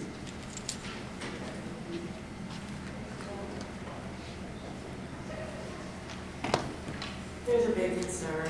I'm sorry, It's please state called your name and your. Christine Jonah, American Commerce Center Association. Sitting here listening to all the people worrying about their zoning and about their homes. And, you know, you bring in a negative, something negative in, the impact that it's gonna have on their homes. I understand that completely. I understand their neighborhoods, they wanna protect their neighborhoods. This is our neighborhood. It's a degradation, no matter which way you look at it. This was set up for enterprise, bringing in other businesses. They did not envision a landscape yard. Nobody would have. I couldn't even imagine such a thing. It was so surprising to me. I was distraught. I said, it's perplexing to even get to this point, to think that this would be entertaining. Propane tanks, looks like cabins out there. There's gonna be mounds of dirt. Even the trees in the wall. That is, they're doing landscaping. They should have trees, they should have suggested trees that are 20 feet tall. It should be totally covered. That was never part of the suggestion. Not only was this plopped down in the middle of all these beautiful buildings, and you know, I don't know what the other people are thinking, but we've been around this business a very long time. We're developers. We watch what we do when we bring things into the community. We don't decide to just plop something arbitrarily because somebody says it's going to bring business. That business could be very temporary. Tenants move out, they look at the area, they Google it, they say, what is this? This is not a centropolis. This has been polluted somehow. And that's not what Southfield needs to be. Southfield needs to be tight and picking up their game to attract new people here. We have that potential. I don't see this. I think this is out of fear that we're going to bring this many people. They're going to bring 100 people into the office space. That's small in relation to all the area, 350 acres. That is not going to solve it. What we have to do is be first-class area. This is not a first-class area at all. And we do this now, and I'm worried as time goes on, the next person comes in and wants a special use, like all those prohibited uses that we talked about. And you know, where this was plucked out from is kind of shocking in and of itself, along with junkyards and strip clubs and everything else. They wanted these things put in a separate spot, not to the best section of the city. I am just trying to figure out why this is being entertained. I would never, when we go in as Jonah, we don't ask to totally change the texture of the neighborhood. It's a matter of integrity and what's doing right. I'm not saying Radico's doesn't have integrity. I'm just telling you how the Jonah family feels when we go in. Thank you. Thank you very much. Any other comment? Public hearing is now closed.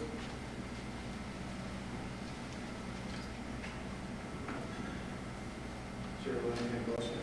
Mr. Chair, I'd like to move approval of ESLU 26-0002, the special use request, 27777 Franklin Road. It's properly moved by Councilman Vanderwall, supported by Council President Pro Tem Ho. Any additional question or discussion? Hearing none, please call for the vote. All in favor? Aye. Any opposed? Nay. Roll call vote. Councilwoman Bates. No. Councilwoman Lynn. No. Councilman Brightwell.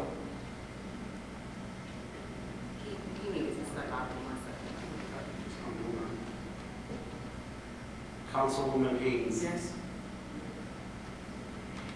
Councilwoman Pro Tem Cole. Yes. Councilman Mandelbaum. Yes.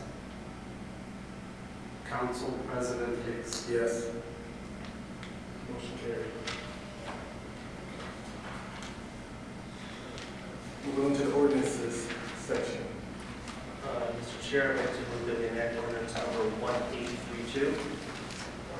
It's been properly moved by Councilman Mandelbaum, supported by Council President Pro Tem Ho. Any discussion or question?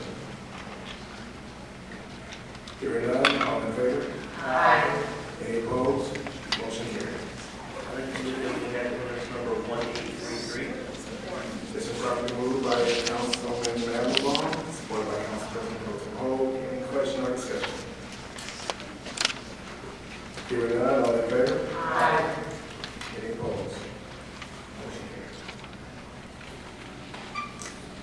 Councilwoman Banks.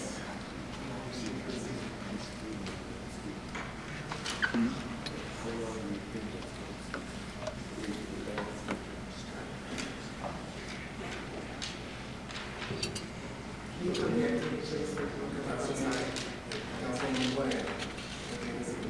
Just a reminder that Wednesday is Earth Day. I know this weekend, a lot of neighborhood associations, different schools, I believe our own wildlife commission, they're all going to be holding events to help clean up the area. So if anyone is interested in getting involved, I believe that our community relations director has some things posted on our website, but also go to the Southfield Public Schools website and different neighborhood and housing association organizations as well. So,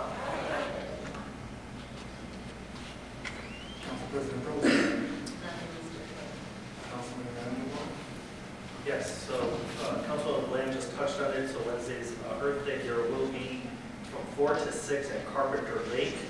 They're going to have a free Earth Day celebration with a lot of different activities for everyone of all ages, and feel free to partake in that. Also, next week, Sunday, is our Touch a Truck event. I'm trying to find the information. Here it is. This coming Sunday, April 26th, from 1 to 4 is Touch a Truck. We're on the entire parking lot. It will be taken up by many, many different trucks from all over. They will have, that's from 1 to 4, but from 1 to 2, there will be a sensory sensitive hour where there will be no horns or flashing lights or anything else. Another free event. You can climb, you can explore, and discover the different trucks from up close. It's always a fun event. Other than that, hopefully everyone's enjoying the warm weather or the warm weather that comes and goes. But also please note that Southfield did start collecting yard waste already, so you can put out your branches and start cleaning up your yard. Thank you. Councilwoman Hayes. Just recently, I attended the hat tea that the Parks and Recs Department put on, and it was such a nice event. Just wanted to give a huge shout out to the employees there. It was a very nice event, very well attended, sold out tickets as well.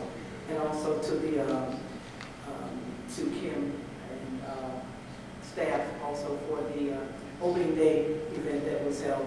It's nice to have city events that people can just come and just enjoy themselves without having to do work and just just be and talk to each other. So just congratulations to both of those departments. And a huge, huge congratulations to the Southfield Police Department, to Chief Aaron, to Detective Weeks, Lieutenant Rumble, for solving that cold case. I'm sure some of you have seen that. That was amazing. And it's so important that we have new technology, that they were able to solve a case that happened in 1997. And special condolences to the Daniel family. The family was represented there as well.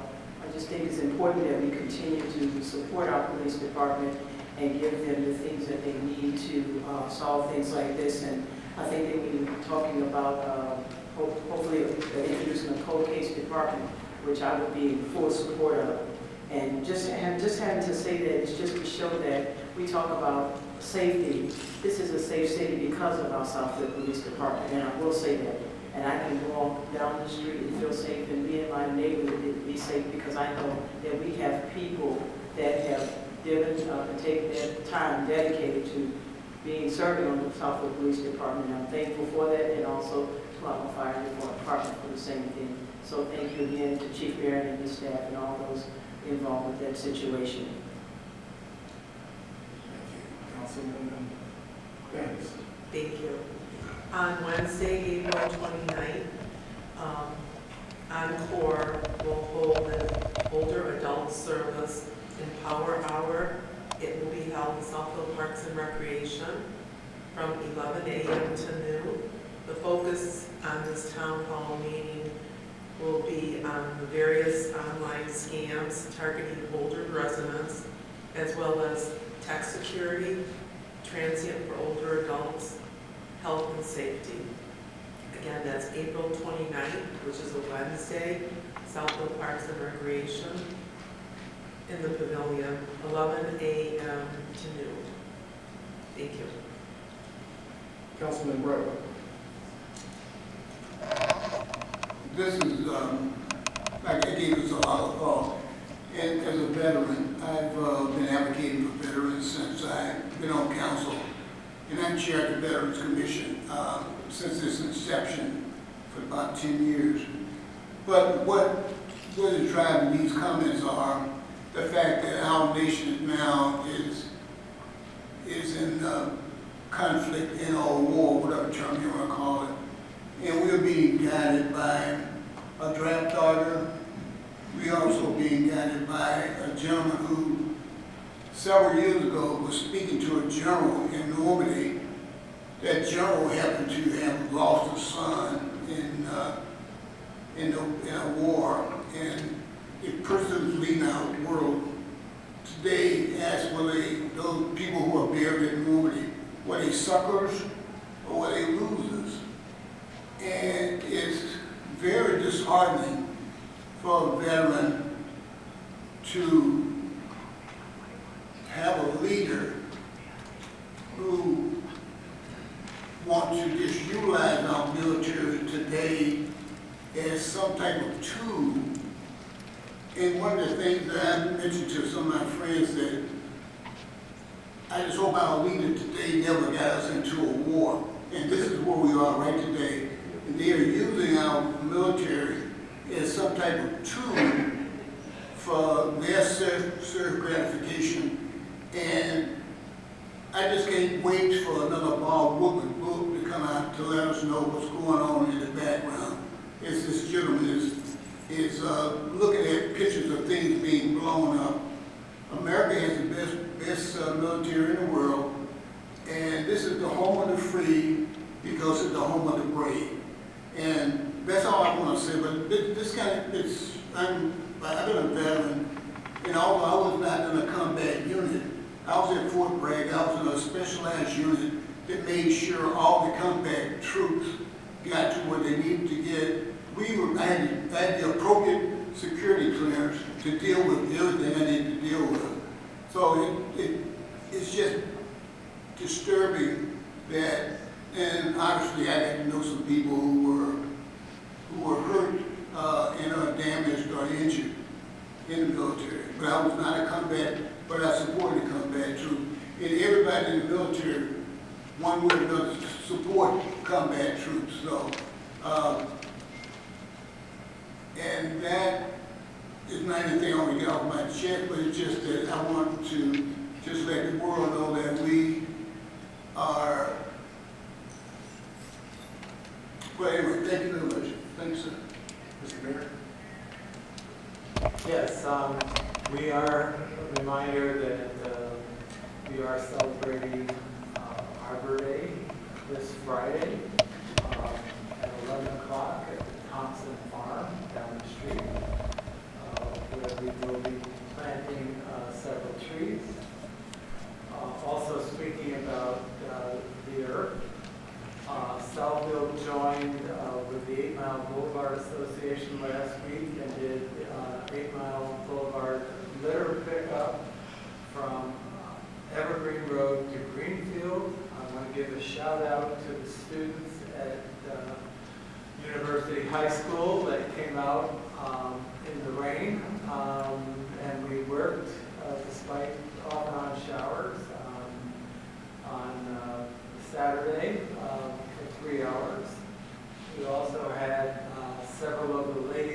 Distinction, a local volunteer group that has always helped with the big rake. And two of the people that were here tonight, Robert John Cox, who always volunteers, was here, and Devin Hampton. Got a lot of debris cleaned up along the Southfield side of 8 Mile.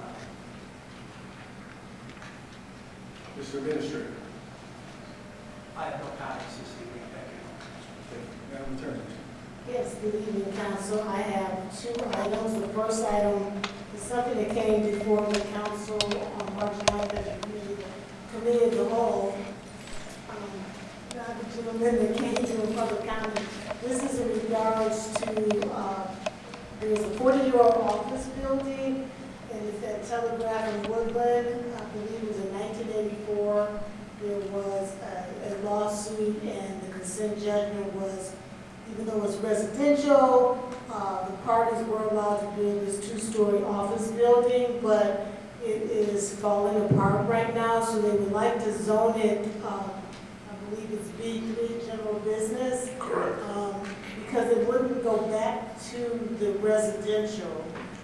So they want to be able to have some future uses, future development for it, whether it's a bank or they can get a special land use for, I think it's for the restaurant, or if it was a driver, you need a special land use. So we had discussed this on March 9th at the committee of the whole. They prepared the consent, vacation of the consent judgment so that they can further develop this. I'm not sure if the building would be able to last much longer. Correct. So that is my ask for this evening. But Mr. He's here to present. He came at public comment, but under my section, so I'll let him present the rest of the information. Good evening, Council. Basically, this is the building north of 12 miles, the first office building north of the dealerships. And the consent judgment was entered, of course, prior to the ownership of my client. And in order to ask for a change of zoning from the residential, this, I was advised by the city attorney that the consent judgment has to be vacated first, and that's what we're here for today. And I would ask that that will be looked at and approved so we can apply for the rezoning after that.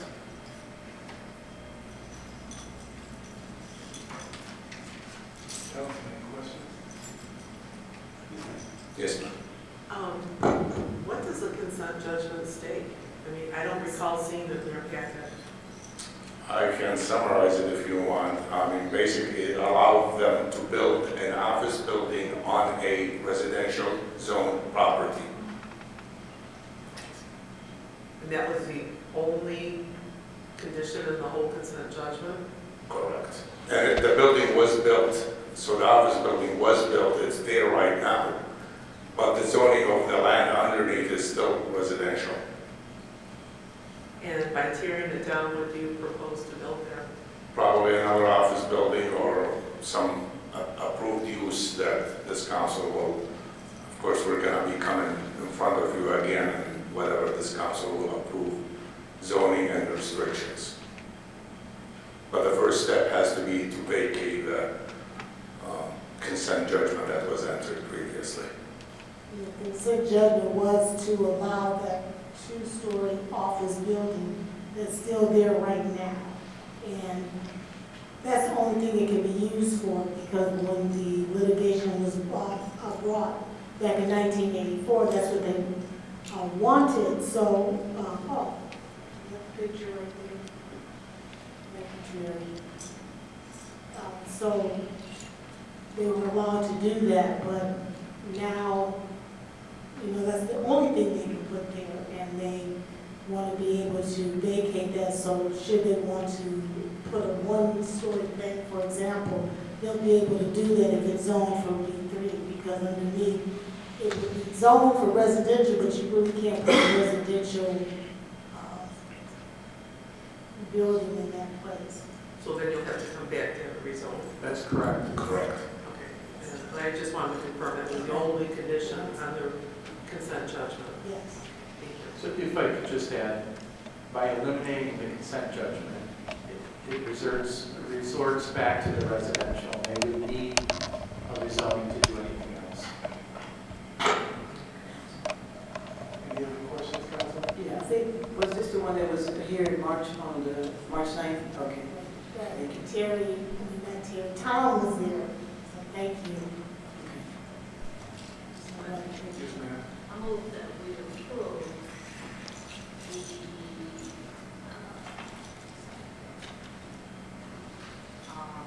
I move that we approve the agreement to vacate the 1984 consent judgment at property located at 29500 Telegraph Road, to be signed by the mayor, clerk, and our ordinance review letter. Mr. Parker, moved by Council President Pro Tem Cole, supported by Councilwoman Haynes. Any additional question or discussion? Hearing none, all in favor? Aye. Any opposed? Motion carried. Thank you. Thank you very much. And then the next item, we discussed the point of sale ordinance. We discussed that at your April 13th committee of the whole. And after that, there's a consensus then to bring this to this regular meeting today. And I am looking for introduction and approval so that we can present an ordinance to adopt. This ordinance, like I said at the meeting last week, had been discussed previously for the last few years.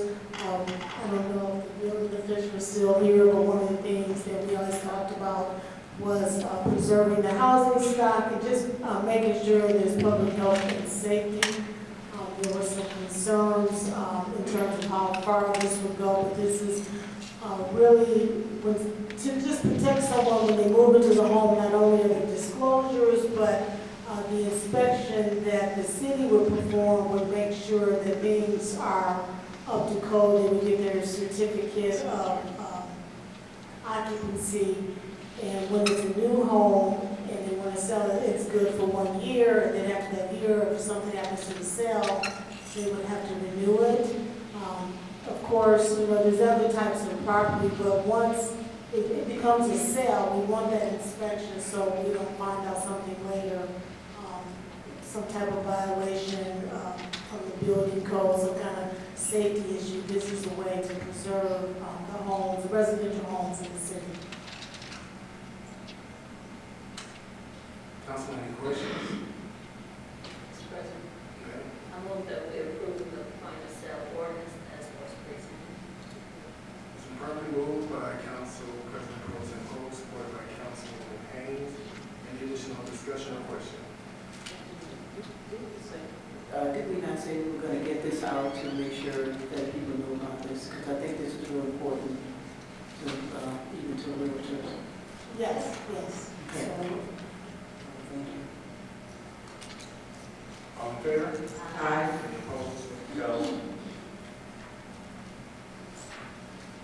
Motion carried. Mr. President, I move that we introduce ordinance number 1835. Support. It's been properly moved by Council President Pro Tem, supported by Councilwoman Haynes. Any discussion or question? Hearing none, all in favor? Aye. Any opposed? Nay. Motion carried. thank you, Council. That's it for me.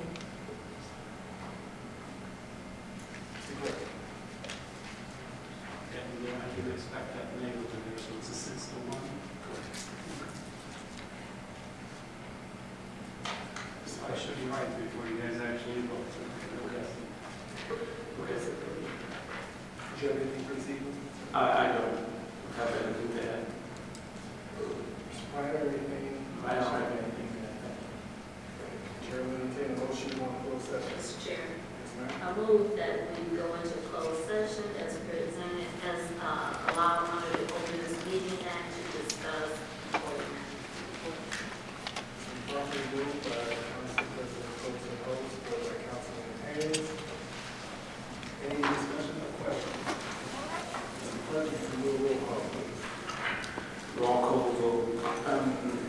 Councilwoman Bates. Yes. Councilwoman Lynn. Yes. Councilman Brightwell. Councilwoman Haynes. Yes. Councilwoman Pro Tem Holt. Yes. Councilman Mandelbaum. Yes. Council President Hicks.